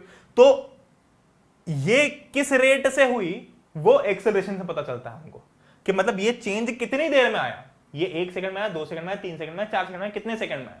तो वो हमको कैसे पता चलता है? एक्सेलरेशन से। अब हम बोलते हैं ना कि भाई इस कार का एक्सेलरेशन बहुत पावरफुल है, जैसे टेस्ला है, तो टेस्ला का एक मॉडल है, वो तो नीचे कमेंट्स में बता कि कौन सा है, वो 0 to 100 कर लेता है 3 सेकंड में या 3.2 सेकंड ऐसा कुछ है, ठीक है। तो हम क्या बोलते हैं, इसका एक्सेलरेशन बहुत तेज है यार, क्योंकि 0 से 100 सिर्फ 3.2 सेकंड में चली जाती है। पर हमारी जो वैगनार होती है वो भी 0 से 100 जाती तो है, पर उसको 20-25 सेकंड लग जाते जाने में। तो दोनों भली भाई, ये भी 0 से 100 जा पा रही है, ये भी 0 से 100 जा रही है, ऐसा नहीं कि सिर्फ ये जा रही है। पर अगर तुम देखो तो ये बहुत कम टाइम में जा रही है ना, बहुत कम टाइम में जा रही है, और हमारी वैगनार 20-25 सेकंड में जा रही होती है ना, 20-25 सेकंड में आ रही होती है। तो तुम देखो तो वेलोसिटी तो उतनी ही चेंज हुई। तो हमको अगर कुछ एक्सेलरेशन निकालना हो तो कैसे निकालेंगे? तो हम देखेंगे कि कितने टाइम में ये चेंज हुआ, मतलब rate of change of velocity. 0 से 100 तो इसमें भी हुआ, 0 से 100 तो इसमें भी हुआ, पर रेट ऑफ चेंज किसमें ज्यादा है? इसमें ज्यादा है ना, क्योंकि इसमें बहुत कम टाइम लग रहा है यार, बहुत ही फर्र से भाग रही है ये, तो इसका एक्सेलरेशन बहुत खतरनाक हुआ। और हमारी जो दूसरी गाड़ी वो धीरे धीरे चलते चलते आगे खुशी से बिल्कुल अपने जीवन को जीते हुए जा रही है 100 की स्पीड तक, ठीक है। तो ये क्या हुआ, इसका एक्सेलरेशन काफी कम हुआ इसके कंपैरिजन में, ठीक है। तो अब जब भी तुम एक्सेलरेशन में याद रखो ना, तो यही चीज ध्यान रखना। और जब भी अब तुम नेक्स्ट टाइम गाड़ी के अंदर बैठो तो इस चीज का ध्यान रखना कि भैया हमको एक्सेलरेशन भी कैलकुलेट करना है। तो लेट से मान लो मेरी गाड़ी की स्पीड है 50 मीटर पर सेकंड, मैंने उसको अभी चलती है 50 मीटर पर सेकंड, मैंने पापा को बोला पापा थोड़ा 50 मीटर पर सेकंड से बहुत ज्यादा हो गया, ठीक है। फॉर एग्जांपल एक नॉर्मल सा एग्जांपल लेते हैं, 10 मीटर पर सेकंड है ना। मैंने पापा को बोला पापा थोड़ा यार एक्सीलरेटर पे जोर दो यार, ऐसा क्या कर रहे हो? तो पापा ने एक्सीलरेटर पे जोर दिया और गाड़ी की स्पीड पहुंच गई, गाड़ी की वेलोसिटी पहुंच गई 30 मीटर पर सेकंड पे, ठीक है। 10 से कहां पहुंच गई? 30 पे। अब मान लो कि मैंने पापा को बोला कि पापा अभी 10 मीटर पर सेकंड पे है, मैं जैसे ही बोलूं स्टार्ट वैसे ही आप गाड़ी की स्पीड 30 पे ले आना। तो 1 सेकंड ऐसा तो आएगा नहीं कि इंस्टेंटली हो जाएगी, थोड़ा टाइम लगेगा 30 तक आने में। तो मान लो कि मैंने पापा को बोला पापा स्टार्ट, मैंने बोला पापा को बोला स्टार्ट, और पापा को मान लो 3 सेकंड लगे, पापा को 3 सेकंड लगे। पापा ने 10, जैसे मैंने स्टार्ट बोला पापा ने एक्सीलरेटर पैर थोड़ा दबाया और गाड़ी जो है 30 की स्पीड में चली गई। अब 30 की स्पीड पर कितने देर में गई? मैंने देखा क्या, तो 3 सेकंड में चली गई, है ना। तो मतलब कि 10 से लेकर 30 तक जाने में कितना टाइम लगा? 3 सेकंड। तो एक्सेलरेशन क्या हो जाएगा? Acceleration is rate of change of velocity. अब देखो तुम्हें किसी भी चीज का चेंज पूछा जाना, मैं तुमको एक फंडा बताया तो ये तुम्हारे पूरी फिजिक्स तक काम आएगा, मतलब एंड तक, 12th जेईई नीट सब तक, ठीक है। क्या है भाई, जब भी किसी चीज का चेंज पूछा जाए तब तुम्हें क्या बोलना है, तब किसी भी चीज का चेंज, तब तुम्हें उस चीज का फाइनल माइनस इनिशियल कर देना है। जैसे चेंज ऑफ पोजीशन पूछा जाए तो final position minus initial position, वैसे ही जैसे अगर चेंज ऑफ वेलोसिटी पूछा जाए तो फाइनल वेलोसिटी यानी कि फाइनल कितनी हो गई? 30 हो गई, और माइनस इनिशियल, तो फाइनल माइनस इनिशियल क्या हो गया? 30 माइनस 10। और जब भी किसी का रेट पूछा जाए तो मैंने तुमको बता ही दिया कि उस पूरी चीज को टाइम से डिवाइड कर दो। तो ये जो पूरी चीज है इसको टाइम से डिवाइड कर दो, कितना टाइम लगा? 3 सेकंड। तो क्या होगा ये? 20/3। तो एक्सेलरेशन क्या होगा? 20/3। अब भैया इसके यूनिट क्या होगी? तो इसकी यूनिट होती है मीटर पर सेकंड स्क्वायर, ठीक है। जैसे ये देखो, ये एक बढ़िया सा एग्जांपल है, ये देखो एक्सीलरेटर पे जैसे ही पैर रखा एकदम से वेलोसिटी बढ़ गई। अब एकदम से बिल्कुल एक इंस्टेंट पे तो नहीं बढ़ी, थोड़ा टाइम लगा वेलोसिटी बढ़ने में, है ना। तो देखो थोड़ी देर बाद, इतनी देर बाद इसकी स्पीड बढ़ी आगे चल के, पहले तो कम थी इससे, तो कितना टाइम लगा वो हमको निकालना होगा, मतलब उससे फिर हम एक्सेलरेशन निकाल सकते हैं, ठीक है। अब एक्सेलरेशन का यूनिट क्या होती है? एक्सेलरेशन की जो यूनिट होती है वो होती है मीटर पर सेकंड स्क्वायर। ये कैसे रखोगे भैया याद? ये याद ऐसे रखना कि भाई हमें क्या है, एक्सेलरेशन क्या होता है? Change of velocity upon time, है ना। यानी कि फाइनल यानी कि v minus u, final velocity minus initial velocity, u मतलब इनिशियल वेलोसिटी अपॉन टाइम। तो अगर तुम देखो तो न्यूमरेटर की यूनिट क्या है? मीटर पर सेकंड, है ना भाई। 5 metre per second minus 2 metre per second करोगे तो आंसर क्या आएगा? 3 मीटर पर सेकंड आएगा ना। ऐसा तो होगा नहीं कि मीटर पर सेकंड और मीटर पर सेकंड भी गायब हो गया, समझ रहे हो। सिमिलरली अगर मैं 5 किलो माइनस 2 किलो करूंगा तो आंसर क्या आएगा? 3 थोड़ी आएगा आंसर 3 किलो आएगा ना। तो सिमिलरली जब मैं वेलोसिटी से वेलोसिटी को माइनस करता हूं तो जो भी मेरे पास आंसर आएगा वो मीटर पर सेकंड में आएगा, है ना। अपॉन टाइम, टाइम की यूनिट क्या है? सेकंड। तो ये क्या हो गया? टेक्निकली ये हो गया metre per second upon second. तो जब मैं इसको ऐसे देखूंगा तो मैं अगर इसको रेसिप्रोकल, जैसे भी तुमको करना, तो मैं अगर रेसिप्रोकल समझ में आता तो मीटर पर सेकंड कर दो, और ये जो सेकंड है इसको मैं ऐसा कर दूंगा, इसको मैं ऐसे लिख सकता हूं ना, इंटू 1/s। तो ये क्या हो जाएगा? मीटर अपॉन सेकंड स्क्वायर, है ना, मीटर अपॉन सेकंड स्क्वायर, ठीक है। तो ये ऐसे कर सकते हो, या तुम अगर ऐसा भी सीख सकते हो कि भाई डिनोमिनेटर का डिनोमिनेटर क्या हो जाता है, मतलब जैसे कि ये पूरा का पूरा मीटर पर सेकंड है, इसका जो डिनोमिनेटर है तो इसको मैं यही मल्टीप्लाई कर दूंगा, ठीक है। तो सेकंड स्क्वायर हो जाएगा, तो मैथ्स की टर्म है, ठीक है। तो इसकी यूनिट होती है मीटर पर सेकंड स्क्वायर, इसको ऐसे याद रख सकते हो। अब एक और तरीका बताता हूं, मीटर पर सेकंड, है ना भाई। इसका मतलब क्या है? Metre per second. अभी तक हम क्या देख रहे थे कि मान लो कि मेरी वेलोसिटी क्या है? 5 मीटर पर सेकंड, तो मैं हर सेकंड 5 मीटर चल रहा हूं, मतलब 5 मीटर पर सेकंड। तो हर एक सेकंड में 5 मीटर चला, दूसरे सेकंड में 5 मीटर चला, तीसरे सेकंड में मतलब 5, फिर 10, फिर 15, ऐसा। अब एक्सेलरेशन में क्या होता है कि इसकी यूनिट है मीटर पर सेकंड, मतलब कि आपकी वेलोसिटी हर सेकंड कितनी इंक्रीज हो रही है ना। आपकी अब मान लो किसी का acceleration 2 metre per second square है ना, तो इसका मतलब क्या है कि इसकी जो वेलोसिटी है ये मीटर पर सेकंड स्क्वायर, मतलब क्या होगा मीटर पर सेकंड है ना, मतलब कि 2 मीटर पर सेकंड, मतलब कि इस गाड़ी की जो वेलोसिटी है ये हर सेकंड के साथ में 2 मीटर पर सेकंड बढ़ रही है। मतलब अभी मान लो इसकी 2 मीटर, अब मान लो इसकी 10 मीटर पर सेकंड है, तो अगले सेकंड इसकी 12 मीटर पर सेकंड हो जाएगी, उसके अगले सेकंड इसकी 14 मीटर पर सेकंड हो जाएगी, उसके अगले सेकंड इसकी 16 मीटर पर सेकंड हो जाएगी। तो जैसे हम वेलोसिटी से देख रहे थे ना कि पोजीशन कैसे कैसे आगे बढ़ती आ रही है, वैसे हम एक्सेलरेशन से देखते हैं कि वेलोसिटी कैसे आगे बढ़ती आ रही है। ठीक है, तो पोजीशन के पिताजी हो गए वेलोसिटी, वेलोसिटी के पिताजी हो गए एक्सेलरेशन, तो एक्सेलरेशन सबके पिताजी हो गए।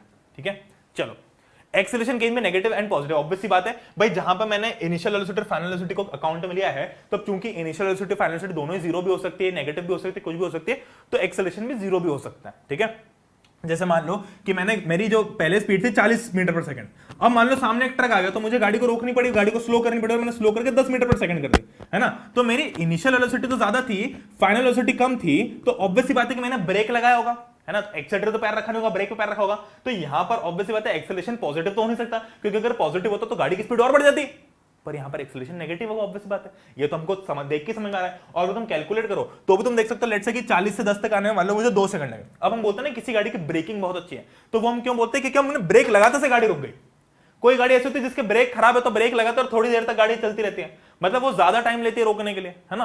तो ब्रेकिंग बढ़िया होना मतलब कि सबसे फटाफट रेट से एक्सेलरेशन हो जाए, फटाफट रेट से वेलोसिटी चेंज हो जाए, कम हो जाए। ठीक है, मतलब बहुत कम टाइम लगे, जितना ज्यादा रेट उतना कम टाइम। ठीक है, चलो तो मान लो कि ये जो पूरी करतूत है ये मान लो 3 सेकंड में, है ना, मतलब 40 पे मैंने ब्रेक लगा और 3 सेकंड लगे तब जाके 10 पे आई गाड़ी, है ना।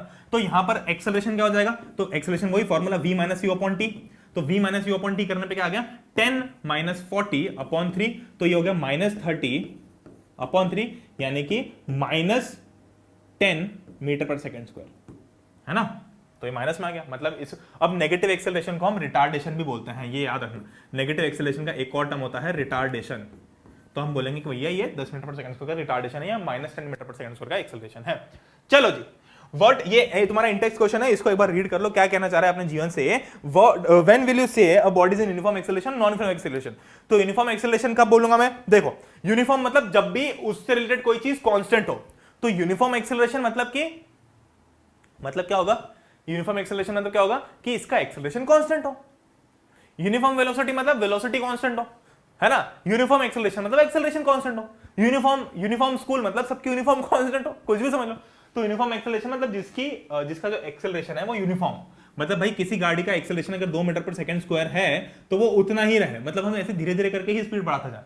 नॉन यूनिफॉर्म मतलब कि भाई कभी ज्यादा हो गया, कभी कम हो गया, कभी ब्रेक लगा दिया, कभी गाड़ी रोक दी, कुछ भी कर दिया, तो वो नॉन यूनिफॉर्म हो गया। जनरली जब हम गाड़ी चलाते हैं तो ऑब्वियसली नॉन यूनिफॉर्म एक्सेलरेशन में चलती है। अगर यूनिफॉर्म में चलाएं तो फिर तो पक्का ही ठोकना है, क्योंकि यूनिफॉर्म में चलेगी मतलब हर सेकंड तुम्हारी 2 मीटर पर सेकंड से बढ़नी चाहिए। तो ऐसा तो तुम 200 सेकंड तक गाड़ी चलाओ तो तुम्हारी स्पीड 400-500 ना हो जाए। ठीक है, तो ये ऐसे नहीं, हम गाड़ी हमेशा ऐसे चलाते हैं, हमको ब्रेक लगाना होता है तो उसमें नेगेटिव एक्सेलरेशन हो जाता है। यूनिफॉर्म मतलब कि भाई सेम, है ना, 2 मीटर पर सेकंड स्क्वायर है तो 2 मीटर पर सेकंड स्क्वायर ही रहेगा, इस टाइप से। ठीक है, चलो अब आते हैं भैया इस चैप्टर के अगले इंपॉर्टेंट टॉपिक पे, जिससे काफी सारे क्वेश्चंस बनते हैं, जो कि है ग्राफ्स। बहुत सारे लोगों को ग्राफ समझ में नहीं आते हैं, क्योंकि ग्राफ्स अगर तुम्हारा बेसिक नहीं पता है कि भाई ग्राफ कैसे काम करता है तो शायद तुम्हें समझ में ना आता हो, बट मैं तुम्हें काफी अच्छे समझाने की कोशिश करूंगा, तो बिल्कुल चिंता मत करो। ठीक है, पर यह है कि अगर तुम्हें तब भी समझ में नहीं आता तो तुम आगे चल के ग्राफ्स वगैरह देख लेंगे, तुम एक बार एनसीईआरटी रीड करोगे, थोड़ा बहुत देखोगे, तुम्हें समझ में आ जाएगा। पर हाँ, इसके पहले का तो मैं तुम्हें बता दूं कि भाई बहुत अच्छे से हो जाएगा तुम्हारा, पर ग्राफ्स वाला जो कंसेप्ट है, तुम ये मत सोचना कि बस इस वीडियो या फिर इस लेक्चर में बस एक ग्राफ्स वाला पोर्शन, एक अकेला ऐसा पोर्शन है जो कि सिर्फ वीडियो देख के नहीं समझा जा सकता है। ठीक है, तो मैं तुम्हें पहले बता दूं कि जो ग्राफ्स है थोड़े कॉम्प्लिकेटेड होते हैं, मैं तुम्हें समझा जरूर दूंगा, पर तुम्हें एनसीईआरटी के अंदर या थोड़े बहुत जो क्वेश्चंस दे रखे हैं वो एक बार सॉल्व करने पड़ेंगे। अगर तुम उतना कर लेते हो, और जो लेक्चर के लास्ट में ऑब्वियसली मैं 2-3 चीज बोलूंगा, अगर तुम उतना कर लेते हो तो तुम्हारा ग्राफ बहुत स्ट्रांग हो जाएगा। ठीक है, तो तुम ऐसा मत सोचना कि यार इस वीडियो में ग्राफ समझ में आया तो ग्राफ समझ में आएगा ही नहीं। मुझे ग्राफ्स बहुत कम ऐसे लोग होते हैं जिनको एक ही वीडियो से समझ में आ जाता है। ठीक है, तो वैसे तो मैं तुम्हें बहुत अच्छे तरीके से समझाऊंगा, पर अगर तुम्हें नहीं भी समझ में आता है तो भी तुम एक बार जब रीड करोगे, देखोगे तो तुम्हें समझ में आ जाएगा। ठीक है, तो बेसिकली आ जाओ, वापस आ जाओ। ग्राफ हमारे पास में 3 टाइप के चैप्टर के अंदर, पहला है पोजीशन टाइम ग्राफ, दूसरा है वेलोसिटी टाइम ग्राफ और तीसरा है acceleration time graph. Position time graph, एक वेलोसिटी टाइम ग्राफ, एक्सेलरेशन। अरे भैया ये एक्सटी, ये वीटी और एटी क्या लिखा है, कुछ नहीं। एक्स मतलब पोजीशन, टी मतलब टाइम, v मतलब वेलोसिटी, t मतलब टाइम, और a मतलब एक्सेलरेशन, t मतलब टाइम, ठीक है। तो बेसिकली हम जो ग्राफ बनाएंगे वो कैसे बनाएंगे? ग्राफ इस टाइप से, ये ग्राफ है, ठीक है। अब हमेशा x एक्सिस जो होती है उस पर हम इंडिपेंडेंट चीज देते हैं। देखो ये चीज तुम याद रखना हमेशा, है ना। अपन एक ग्राफ की अलग से क्लास वगैरह कर लेंगे, ऐप वगैरह पे डाल देंगे सिर्फ ग्राफ की, ठीक है। तो देखो क्या होता है, ग्राफ के अंदर जो इंडिपेंडेंट चीज होती है वो हमेशा हम एक्स एक्सिस पे लेते हैं। जैसे कि टाइम, तो टाइम हम यहां लेंगे क्योंकि टाइम तो इंडिपेंडेंट है, तो टाइम हमने एक्स एक्सिस, ये तो पता होगा ना कि इसको एक्स एक्सिस बोलते हैं, इसको वाई एक्सिस बोलते हैं, ठीक है। तो टाइम हमने यहां पे लिया, अब टाइम तो हमने यहां पे फिक्स कर दिया। अब हमको अगर पोजीशन टाइम ग्राफ है तो यहां वाली लाइन पे हम पोजीशन ले लेंगे, वेलोसिटी ले लेंगे, एक्सेलरेशन ले लेंगे, ठीक है, जो भी डिपेंडिंग, ठीक है। अब हमने यहां पर टाइम ले लिया, यहां पर पोजीशन ले लिया। अब हमको बस रिलेशन देखना है कि अलग अलग केसेस में, मतलब कि body at rest, body at uniform motion और बॉडी इन यूनिफॉर्म एक्सेलरेशन, इन तीनों केसेस में ग्राफ कैसे दिखेंगे, ठीक है।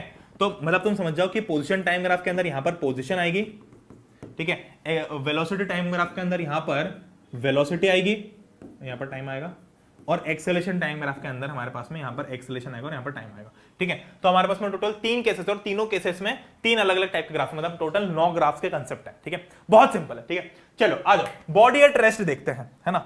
हाँ, अब ऐसा मान लेते हैं हम कि भाई अपनी जो बॉडी है वो लेट से कि यहां से चली और थोड़ा लेट से 2 मीटर तक चली और यहां आके रुक गई, है ना। अब यहीं रुकी हुई है। तो अब इसका पोजीशन टाइम ग्राफ कैसा होगा? इसका पोजीशन टाइम ग्राफ कैसा होगा देख लेते हैं। ये इधर टाइम हो गया, इधर पोजीशन हो गई एक्स, ठीक है। क्या हुआ कि भाई इसकी पोजीशन अभी क्या है, 2 मीटर, है ना। लेट्स से कि ये 2 मीटर है ना, ये 0 होता है हमारा। अब इसकी पोजीशन 2 मीटर है। अब चूंकि बॉडी रेस्ट पे है तो इसकी पोजीशन चेंज नहीं होगी विद रिस्पेक्ट टू टाइम। तो भाई टाइम जैसे जैसे आगे बढ़ता है भाई, 1 second, 2 second, 3 second, 4 second, 5 second, 6 second, वैसे वैसे ये जो लाइन है ये ऊपर नहीं जा रही है, ये वहीं के वहीं है। तो मतलब जो ये ग्राफ है इसका ऐसा हो जाएगा। अब इस ग्राफ का मतलब समझो, ये जो लाइन ड्रॉ की इसका मतलब समझो क्या है कि भाई 1 सेकंड के ऊपर भी इसकी पोजीशन देखो कैसे, कभी भी हम कैलकुलेट कैसे करते हैं, मैं तुम्हें फंडा बताता हूं बढ़िया सा। जैसे कि मान लो कि यहां पर मान लो 3 सेकंड, और लेट्स से कि कोई भी पोजीशन, लेट्स से कि ग्राफ ऐसा है कोई भी, है ना। तो इस ग्राफ को मैं कैसे एनालाइज करूंगा? मैं ऐसे एनालाइज करूंगा कि मैं किसी भी पॉइंट पे, जैसे इस पॉइंट पे लाइन यहां से यहां तक की ड्रॉ करूंगा और यहां से यहां तक की ड्रॉ करूंगा, ठीक है। अब इस पॉइंट के ऊपर जब मैंने लाइन यहां से यहां तक ड्रॉ की तो मैंने देखा कि भाई 3 सेकंड, है ना, 3 सेकंड बीत गए, और जब मैंने यहां से यहां तक ड्रॉ की तो मैंने देखा कि लेट से कुछ भी 5 मीटर यहां पे मिल गया मुझे, ठीक है। तो अब ये समझ में आया। फिर मैं कोई भी रैंडमली एक और पॉइंट उठाऊंगा, जैसे मैंने ये पॉइंट उठा लिया, तो इस पॉइंट को मैं यहां से यहां तक जोड़ूंगा, यहां से यहां तक जोड़ूंगा। तो जब मैं यहां पे देखूंगा तो यहां पर होगा 2 सेकंड और यहां पर होगा लेट से 3 मीटर। तो अब तुम इससे थोड़ा सा एनालाइज कर पा रहे हो ना कि जैसे ही बॉडी 2 सेकंड से 3 सेकंड पे गई, मतलब सॉरी बॉडी नहीं, जैसे ये टाइम की एक्सिस है ना, तो जैसे ही टाइम 2 सेकंड से 3 सेकंड में गया तो इस बॉडी की पोजीशन जो पहले 2 सेकंड पे 3 मीटर दूर थी वो अब तीसरे सेकंड में 5 मीटर हो गई। मतलब जैसे जैसे टाइम बढ़ते रहा वैसे वैसे की पोजीशन चेंज होती जा रही है। ये तुम समझ सकते हो ना। तो तुम्हें ये जब भी समझना हो इस चैप्टर के अंदर तो बहुत सिंपल सी चीज है, तुम टाइम उठाओ कोई सा भी, लेट से 10 सेकंड उठा लिया, उसको इस ग्राफ से जोड़ो जहां तक भी जा रहा है, और यहां पे तुमने पॉइंट इंटरसेक्ट किया। अब ये पॉइंट देखो कि ये पोजीशन वाली लाइन से कहां मिल रहा है। तो ग्राफ का मतलब बेसिकली होता है कि हमको इतनी सारी वैल्यूज लिखना ना पड़े, ये एक ही ग्राफ से हमको छोटे से ग्राफ से समझ में आ जाए। तो समझेगा कैसे? सिंपल सी बात है भाई, जैसे टाइम ले लिया मैंने, ये टाइम मान लिया, ठीक है। मतलब देखते कि भाई 4 सेकंड पे क्या हुआ। तो 4 सेकंड पे क्या हुआ, तो मैंने क्या किया कि यहां से लेके यहां तक एक लाइन ड्रॉ कर दी, पहले तो इस ग्राफ तक की, है ना, जो भी ये लाइन जा रही है। फिर मैं यहां तक ड्रॉ कर दी। अब फिर इस पॉइंट से जहां पर ये इंटरसेक्ट हुए वहां से मैंने इधर की लाइन ड्रॉ कर दी। तो मुझे ये पता चल जाएगा कि भाई 4 सेकंड के ऊपर क्या हो रहा है, तो वो चीज मुझे यहां मिलेगी। सिमिलरली 2 सेकंड के ऊपर क्या हो रहा है वो मुझे यहां मिलेगी। 3 सेकंड के ऊपर क्या हो रहा है वो मुझे कहां मिलेगी, यहां से जाने के बाद यहां मिलेगी, ठीक है। अब इस केस में देखते हैं, इस केस में क्या हुआ कि भाई 1 सेकंड पे देखते हैं कि क्या हुआ। 1 सेकंड पे भाई जो बॉडी थी, है ना, अब मैं इसको इधर जोड़ता हूं तो 2 मीटर पे ही है। 3 सेकंड पे देखा तो भी 2 मीटर पे ही है। 5 सेकंड पे देखा तो भी 2 मीटर पे ही है। मतलब जैसे जैसे टाइम आगे बढ़ते आ रहा है वैसे वैसे इसकी जो पोजीशन है चेंज नहीं हो रही है। तो ऑब्वियस सी बात है कि बॉडी रेस्ट पे है, मतलब हमारा ग्राफ सही है ना। अब वेलोसिटी टाइम ग्राफ कैसा दिखेगा इसका? वेलोसिटी टाइम ग्राफ कैसे दिखेगा? अब देखो भाई, अगर बॉडी रेस्ट पे हो तो थोड़ा लॉजिक लगाओ। अगर मैं रेस्ट पे हूं तो बताओ मेरी वेलोसिटी क्या है? 0 है ना। तो ऑब्वियस सी बात है कि फर्क नहीं पड़ता कि 1 सेकंड बीत गया, 2 सेकंड बीत गया, 10 सेकंड बीत गया, 20 सेकंड बीत गए, मैं बीत गए। अगर मैं रेस्ट पे हूं तो मेरा वेलोसिटी तो 0 ही है ना। तो इसका जो ग्राफ है वो ऐसा होगा। मतलब इसी पे तुम थोड़ी मोटी लाइन ड्रॉ कर दोगे, है ना। मतलब वेलोसिटी क्या है? वेलोसिटी 0 है। भले time 1 second, 2 second, 3 second, 4 second, 5 second ऐसा बीतता रहा, टाइम तो बीत रहा है, टाइम को मैं आगे चलते हुए देख रहा हूं, पर मेरी वेलोसिटी तो यही है, 0, ठीक है। और ऑब्वियसली बात है उस केस में एक्सेलरेशन टाइम ग्राफ भी सेम ऐसा ही होगा, 0 ग्राफ, ठीक है। ठीक है, चलो अब आता है बॉडी इन यूनिफॉर्म मोशन। अब बॉडी इन यूनिफॉर्म मोशन का मतलब क्या है कि वेलोसिटी कांस्टेंट है, ठीक है, वेलोसिटी कांस्टेंट है। भाई बॉडी एट रेस्ट थी तो मतलब पोजीशन कांस्टेंट थी। बॉडी इन यूनिफॉर्म मोशन का मतलब क्या है कि वेलोसिटी कांस्टेंट है, इसका मतलब वेलोसिटी चेंज नहीं हो रही है। तो अब तुम खुद अंदाजा लगा सकते हो कि वेलोसिटी अगर चेंज नहीं हो रही है तो वेलोसिटी टाइम ग्राफ कैसा दिखेगा? वेलोसिटी टाइम ग्राफ कैसा दिखेगा? मान लो कि ये 1 मीटर पर सेकंड है ना, ये 2 मीटर पर सेकंड, ये 3 मीटर पर सेकंड, ये 4 मीटर पर सेकंड।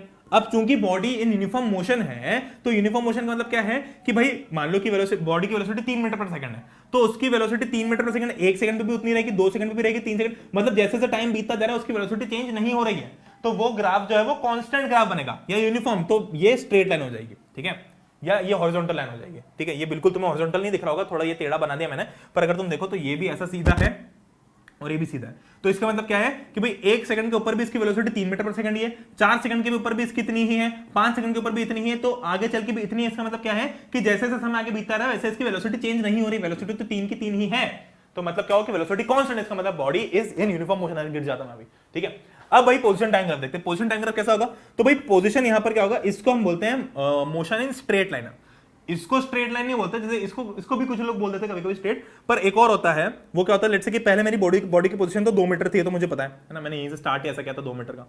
अब क्या हुआ कि चूंकि इसकी यूनिफॉर्म वेलोसिटी है तो इसकी पोजीशन यूनिफॉर्मली इंक्रीज होती जा रही है। तो अब इसका ग्राफ ऐसा हो सकता है क्या? नहीं हो सकता। ऐसा ग्राफ होगा तो इसका मतलब क्या है कि इसकी पोजीशन चेंज हो ही नहीं रही है ना। तो अगर इसकी पोजीशन चेंज हो रही है तो ग्राफ कैसा दिखना चाहिए? तुम खुद सोचो कि मान लो लेट्स से कि 1 सेकंड के ऊपर ये 1 2 3 4 5 है ना, तो 1 सेकंड के ऊपर में मान लो कि इसकी वेलोसिटी 2 मीटर पर सेकंड है मान लिया, ठीक है, या सॉरी इसकी जो पोजीशन है वो 2 मीटर है, ठीक है। दूसरे सेकंड पे इसकी पोजीशन लेट से कि 4 हो गई, तो तीसरे पे लेट से कि 6 हो गई, चौथे पे लेट से कि 8 हो गई, पांचवें पे लेट से कि 10 हो गई। तो इसका जो ग्राफ है वो कैसा बन जाएगा? इस टाइप का बन जाएगा ना, ये स्ट्रेट लाइन है ना। तो अब मैं इसको थोड़ा और इजीली बता देता हूं। तो बेसिकली जो पोजीशन टाइम ग्राफ है यूनिफॉर्म मोशन के अंदर वो ऐसी स्ट्रेट लाइन होती है, ठीक है। और वो डिपेंड करता है कि मतलब हमारी वेलोसिटी पॉजिटिव में कि नेगेटिव में। अगर नेगेटिव में तो शायद ये पीछे भी जा सकता है, पर हाँ ये देख लो कि भाई अब इसको समझा देता हूं मैं कैसे, बाकी तुम क्वेश्चन करोगे तुमको समझ आएगा, पर इसको अगर मैं समझाऊं तो क्या होगा कि भाई 1 सेकंड के ऊपर इसकी वेलोसिटी, 1 सेकंड की इसकी पोजीशन, अभी वेलोसिटी नहीं है, ये पोजीशन टाइम ग्राफ है, यहाँ पर मैं सिर्फ पोजीशन की बात कर रहा हूं, वेलोसिटी यहाँ कर ली मैंने। तो 1 सेकंड के ऊपर में इसकी पोजीशन मान लो 3 मीटर पे थी, दूसरे के ऊपर इसकी मान लो 4 मीटर पे थे, तीसरे के ऊपर और आगे हो गए, चौथे के ऊपर, मतलब कॉन्स्टेंटली इसकी पोजीशन जैसे समय आगे बढ़ता जा रहा है वैसे इसकी पोजीशन भी ऊपर होती जा रही है ना, बढ़ती जा रही है। तो मतलब ये पोजीशन टाइम ग्राफ इस टाइप का हो जाएगा। अब एक्सेलरेशन टाइम ग्राफ क्या होगा भाई? चूंकि यूनिफॉर्म वेलोसिटी है, अगर मान लो किसी भी कार की वेलोसिटी कांस्टेंट है तो उसका एक्सेलरेशन 0 होगा, कि कोई एक्सेलरेशन नहीं होगा, तो इसलिए एक्सेलरेशन टाइम ग्राफ इस केस में भी 0 ग्राफ होगा, ठीक है। अब आते हैं तीसरा केस जो कि होगा बॉडी इन यूनिफॉर्म एक्सेलरेशन। तो जब भी बॉडी यूनिफॉर्म एक्सेलरेशन में तो उसकी पोजीशन जो है एक्सपोनेंशियली चेंज होगी। एक्सपोनेंशियली चेंज होगी मतलब कि लेट्स से मेरे पहले तो मुझे शुरू के 10 मीटर कवर करने के लिए 10 सेकंड लगे, अगले 10 मीटर के लिए 3 सेकंड लगे, उसके अगले 10 मीटर के लिए 1 सेकंड लगा। तो मतलब क्या हो रहा है कि मेरी पोजीशन जो है वो बहुत ही फटाफट इंक्रीज हो रही है ना। तो इसलिए वो जो ग्राफ है वो सीधा जाने के बजाय अब वो कैसा जाएगा इस केस में यूनिफॉर्म एक्सेलरेशन, मतलब एक्सेलरेशन भी अगर है, यहां तो एक्सेलरेशन 0 था है ना, यहां पर भाई एक्सेलरेशन 0 था और वेलोसिटी कांस्टेंट थी, मतलब चेंज नहीं हो रही थी, ठीक है। अब यहां पर कुछ ना कुछ एक्सेलरेशन भी है, तो इसलिए अब जो पोजीशन टाइम ग्राफ है वो कुछ ऐसा रहेगा। ऐसा क्यों है भाई?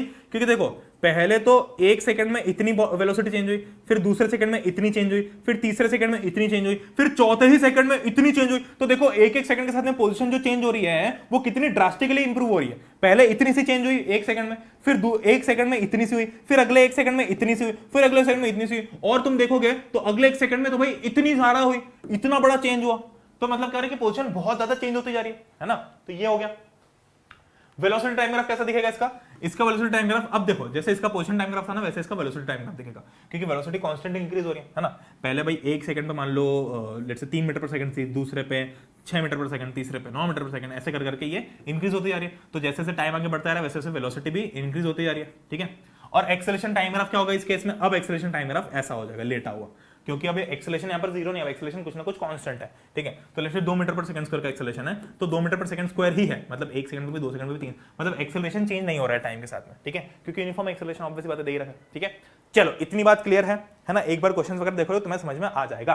नेक्स्ट आगे बढ़ते हैं भाई काइनेमेटिक इक्वेशंस के ऊपर। अब यहां पर ना 3 डेरिवेशंस हैं जो कि मैं तुम्हें फटाफट समझा दूंगा, और दो लोगों को बहुत डर लगता है, पर इसमें डरने वाली कुछ बात नहीं। तुमको अगर एक ग्राफ बनाना आ गया तो तुम वो काम आसानी से कर सकते हो। 3 काइनेमेटिक इक्वेशंस तुम्हें हमेशा याद रखनी है, ठीक है। पहली काइनेमेटिक इक्वेशन होती है v is equals to u plus a t, ठीक है। दूसरी काइनेमेटिक इक्वेशन होती है s is equals to u t plus half a t square, और तीसरी जो होती है वो होती है v square minus u square is equals to 2as। अरे भैया ये सब क्या है? ये सब कुछ नहीं है, ठीक है। ये सब बहुत सिंपल सी चीजें हैं, ये बता देता हूं। v is equals to, v मतलब क्या होता है? फाइनल वेलोसिटी, ठीक है। u होता है इनिशियल वेलोसिटी, ठीक है। a होता है एक्सेलरेशन, s मतलब होता है डिस्प्लेसमेंट, ठीक है। s मतलब होता है डिस्प्लेसमेंट और t मतलब होता है टाइम। तो मेरा एक सिंपल सा कंसेप्ट है, मैं इसको बोलता हूं वास्तु। वास्तु मतलब क्या होता है? वास्तु में 5 चीजें आ गई, final velocity, acceleration, displacement, time और इनिशियल वेलोसिटी। तो ये वास्तु का शॉर्ट फॉर्म मैंने बनाया इसका, ठीक है। अब जो 3 इक्वेशंस है भैया, इसका क्या मतलब है? ये तीनों इक्वेशंस ना बहुत ही शानदार तरीके से बनाई हुई हैं, क्योंकि आगे चल के पूरी फिजिक्स में तुम्हें बस इन तीनों इक्वेशंस का ही सामना करना है और इन तीनों इक्वेशंस को ही ध्यान में रखना है, और इन्हीं से तुम्हारी आधी फिजिक्स सॉल्व हो जाएगी, ठीक है। ये आगे की बात कर रहा हूं, इस क्लास की तो होगी, ठीक है। तो ग्रेविटेशन में भी काम आएगा भाई, क्योंकि ये जो बेसिक इक्वेशंस है, ये बेसिक रिलेशंस है फाइनल वेलोसिटी, एक्सेलरेशन, टाइम और इनके बीच में, ठीक है। जैसे ये जो रिलेशन है, जैसे मान लो तुम्हें डिस्प्लेसमेंट नहीं दे रखी है तो तुम याली इक्वेशन यूज कर सकते हो। तुम्हें लेट्स से टाइम नहीं दे रखा है तो तुम याली यूज कर सकते हो कि इसमें टाइम की जरूरत ही नहीं है। तुम्हें मान लो कि लेट्स से फाइनल वेलोसिटी नहीं दे रखी है तो तुम याली यूज कर सकते हो, है ना। मतलब तीनों के एब्सेंस में तुम कुछ ना कुछ यूज कर सकते हो। तो ये बहुत ही बढ़िया तरीके से रिलेशंस बता रखे हैं displacement, initial velocity, time, acceleration, final velocity के बीच में, कि भाई मान लो कि हर बार तुम्हें बार बार कैलकुलेट करने में दिमाग खराब ना करना पड़े, इसलिए कुछ फॉर्मूले बना दिए एक तरीके से। तो इनको क्या बोलते हैं? इन फॉर्मूलेस को हम काइनेमेटिक इक्वेशंस बोलते हैं, ठीक है। और ये हमेशा एप्लीकेबल होता है। तो तुम्हें जब भी कोई क्वेश्चन दे रखा है जहां पर लेट्स से तुम्हें फाइनल वेलोसिटी बोल दी, इनिशियल वेलोसिटी बोल दी, एक्सेलरेशन बोल दिया, तुम बोला कि टाइम निकालो, तो तुम इनमें से कुछ इक्वेशंस का उपयोग करके टाइम निकाल सकते हो। अदरवाइज कितना मुश्किल होता है ना टाइम निकाल पाना, ठीक है। चलो अब भाई हम देखते हैं ग्राफिकल डेरिवेशन। डेरिवेशन शब्द का मतलब ये होता है कि ये फॉर्मूले आए कैसे। भाई ये फॉर्मूला आया कैसे, इसका प्रूफ बताओ कि ये सही है। ये फॉर्मूले का प्रूफ बताओ, ये फॉर्मूले का प्रूफ बताओ। तो वो जो प्रूफ है वो ग्राफ के फॉर्म में तुम्हारी एनसीईआरटी में एग्जैक्टली दे रखा है। मैं वही चीज एनसीईआरटी और यहां पर दिखाने वाला हूं तुम्हें, ठीक है। तो पहली इक्वेशन v = u + at का क्या है? देखो मैं तो पहले तुमको बता देता हूं कि ग्राफ कैसे बना है। तो तीनों ही डेरिवेशन के अंदर हमें वेलोसिटी टाइम ग्राफ बनाना है सबसे पहले तो, ठीक है। तीनों ही डेरिवेशन के अंदर हमें एक वेलोसिटी टाइम ग्राफ बनाना है, ठीक है। वेलोसिटी टाइम ग्राफ के अंदर तुमको क्या करना है कि हमें कोई भी एक इनिशियल वेलोसिटी माननी है ना। क्योंकि भाई देखो हम जब तीनों डिराइव करें तो हमने u और u मतलब u तीनों जगह ले रखा है, तो कुछ ना कुछ इनिशियल वेलोसिटी रखनी पड़ेगी। तो हमने यहां पर कुछ भी इनिशियल वेलोसिटी यहां पर रख दी, है ना। अब रख दी, अब देखो अब मेरे पास क्या होगा। अब इनिशियल वेलोसिटी यहां पर कुछ भी हो गई। अब हमें देखना है इसको मैं ऐसे कर दूंगा, मतलब यूनिफॉर्म एक्सेलरेशन में, ठीक है। ये अच्छा एक चीज और ध्यान रखो कि तीनों kinematic equations are only applicable when acceleration is uniform या एक्सेलरेशन इज कांस्टेंट। ये वेरिएबल एक्सेलरेशन में तीनों इक्वेशंस काम नहीं करती हैं। तो इक्वेशंस कब काम करेगी, सिस्टम कब काम करेगा? जब तुम्हारे क्वेश्चन के अंदर एक्सेलरेशन कांस्टेंट होगी। और तुम चूंकि 9th में हो तो तुम्हारे सारे ही क्वेश्चंस में वेरिएबल एक्सेलरेशन कहीं आएगी ही नहीं, ठीक है।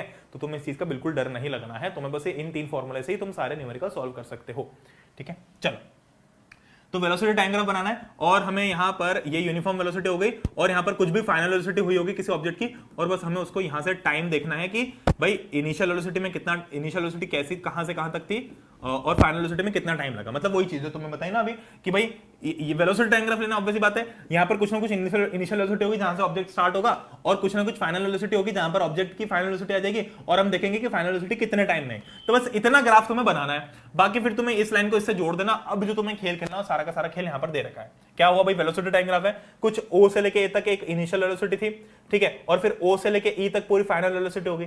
अब हमें डिराइव करना है v = u + at। तो ये पूरा दे रखा है कि वो डेरिवेशन कैसे करना है। मैं तुम्हें समझा देता हूं, बाकी तुम एक बार इसको 2-3 बार प्रैक्टिस करके याद कर लेना, ठीक है। देखो क्या हुआ, सबसे पहले तो हमें पता है कि OA जो है, ये OA वाली लाइन किसके बराबर है? OA और CD दोनों बराबर है ना। ऑब्वियस बात है, ये भाई एक रेक्टेंगल ही बन गया है ना। तो ये OA और CD बराबर है, और ये किसके बराबर है? इनिशियल वेलोसिटी यानी कि u के बराबर। फिर OE, अब देखो फाइनल वेलोसिटी क्या होगी, let's say final velocity 8 metre per second है, तो 8 मीटर पर सेकंड यहां से लेके यहां तक 8 है ना। ये तो 0 था, यहां से लेके यहां तक 8 है, या मान लो 10 है तो यहां से लेके यहां तक 10 है। तो ये A से लेके E तक की डिस्टेंस नहीं है, A से लेके E तक की लेंथ नहीं है, ये O से लेके E तक की लेंथ है। तो फाइनल वेलोसिटी ओ से लेके ई यानी कि O E is equal to C B is equal to V. अब OC is equal to A D यानी कि OC और AD दोनों बराबर है, और OC किसके बराबर है भाई, टाइम के बराबर, कि कितना टाइम लगा है ना, तो ये OC और AD दोनों टाइम के बराबर हो गए, ठीक है। अब BD क्या हो गया, BD कहां गया, BD ये जो BD है किसके बराबर है, BD is equal to BC minus DC, ये पूरा BC माइनस DC यानी कि change in velocity. AD is parallel to OC है ना, तो ये AD जो है ये पैरेलल है OC के, ये दोनों पैरेलल है, ठीक है। तो BC is equal to BD plus DC is equal to BD plus O, इसका मतलब क्या है कि BC कहां गई, BC is equals to BD plus DC है ना, ये प्लस ये is equals to BD plus OA है ना भाई। DC मैं किसकी बात कर रहा हूं, BC की बात कर रहा हूं, तो BC BD प्लस DC के बराबर है ना, तो अब DC और OA बराबर है तो मैंने BD प्लस OA लिख दिया इसको है ना, BD प्लस OA लिख दिया। अब मुझे पता है कि भाई BC क्या है, यहां पर BC V है, BC पूरा क्या है, V के बराबर है, मतलब OE और BC दोनों बराबर ही हैं तो दोनों V के बराबर है, और OA किसके बराबर है, U के बराबर है, तो V क्या आ गया, V is equal to BD plus U है ना, ये भाई यहां से आ गया, BC जो था वो V बन गया और OA जो था वो U बन गया, तो V is equal to BD plus U, तो BD क्या हो गया, V माइनस U, ठीक है। अब वेलोसिटी, अच्छा यहां पर तुम्हारे पास में स्लोप वाला दे रखा है ना, ठीक है, तो ये तुम्हारे पास में जो एनसीईआरटी के अंदर है ये स्लोप के हिसाब से दे रखा है, ठीक है। अदरवाइज इसके और भी तरीके हैं, इसका एक सिंपल सा तरीका है V is equal to U plus AD निकालने का, वो क्या है कि भाई V है ना, V ये जो दे रखा है, अब अच्छा एक्सेलरेशन A जो है इसको तुम कैसे निकालोगे, तो यहां पर अगर तुम्हें ये वाला पोर्शन नहीं समझ आ रहा हो, क्योंकि ये तुम्हारे सिलेबस में नहीं है ऐसा पूरी तरीके से, तो तुम एक्सेलरेशन का फॉर्मूला लिख दो। एक्सेलरेशन को पता है भैया होता है V minus u upon T है ना, तो एक्सेलरेशन का फॉर्मूला तुम्हें पता है V minus u upon T, ठीक है। तो यहां पर अगर तुम लगा दोगे उस फॉर्मूला को लगा भी दोगे, लेट्स से मैं क्या कर देता हूं कि V माइनस यू की एक वैल्यू निकाल लेता हूं, तो V माइनस यू की वैल्यू क्या हो गई, V माइनस यू की वैल्यू क्या हो गई 80, भाई V माइनस यू किसके बराबर हो गया, 80 के बराबर हो गया, तो मैं यहां पर V माइनस यू में उसको लगा सकता हूं, ठीक है।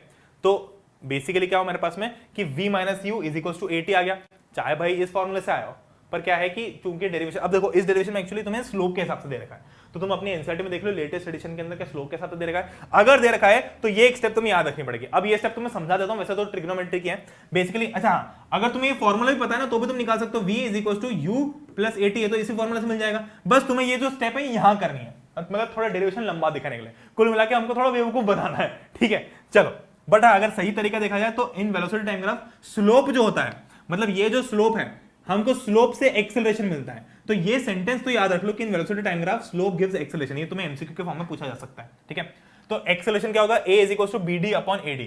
अच्छा अब ये जो स्लोप है ये हम कैसे निकालेंगे, ये स्लोप हम टेंजेंट अगर वैसे देखो तो ये जो स्लोप होगा ये BD अपॉन AD के बराबर होगा, ठीक है, ये स्लोप BD अपॉन AD, ये एक मतलब आगे चल के मैथ्स में कंसेप्ट है वो तुम देखोगे, बट ना फॉर्मूला समझो कि जो स्लोप है ये स्लोप ये BD अपॉन AD के बराबर है, तो इसका मतलब क्या हो गया BD अपॉन OC है ना, BD अपॉन OC सेम ही है, तो OC T के बराबर है, तो हमको मिल जाएगा कि A जो है वो BD अपॉन T है, और BD हमें यहां से पता है V माइनस यू है, तो ऐसे करके हमें V minus u upon T मिल जाएगा, तो सिमिलरली पूरी V is equal to U plus T वाली इक्वेशन बन जाएगी, ठीक है।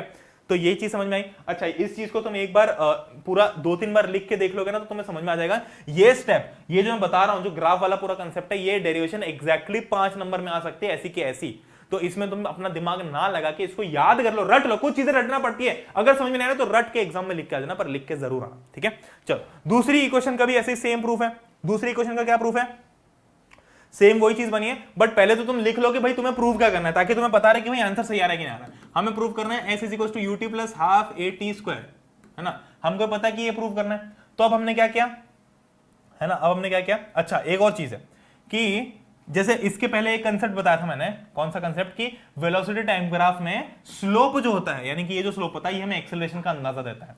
सिमिलरली वेलोसिटी टाइम ग्राफ के अंदर अगर हमें डिस्टेंस निकालनी हो तो डिस्टेंस हम कैसे निकालते हैं, डिस्टेंस हम एरिया से निकालते हैं, तो distance travelled by object is given by area under the graph, ठीक है। तो अभी इस केस में एरिया क्या ग्राफ, एरिया अंडर ग्राफ क्या होगा, OAB मतलब ये पूरा एरिया है ना भाई, ये अब तुम बोलोगे भैया ये क्यों नहीं लिया, तो ये इसलिए नहीं लिया क्योंकि ये तो हमने ज्वाइन किया है खुद से, एक्चुअल ग्राफ तो बस इतना सा है, एक्चुअल ग्राफ तो बस इतना सा है, तो हमने क्या किया, इसको नीचे खींच के जो भी एरिया आया वो एरिया अंडर द ग्राफ हो गया, ठीक है, ठीक है। चलो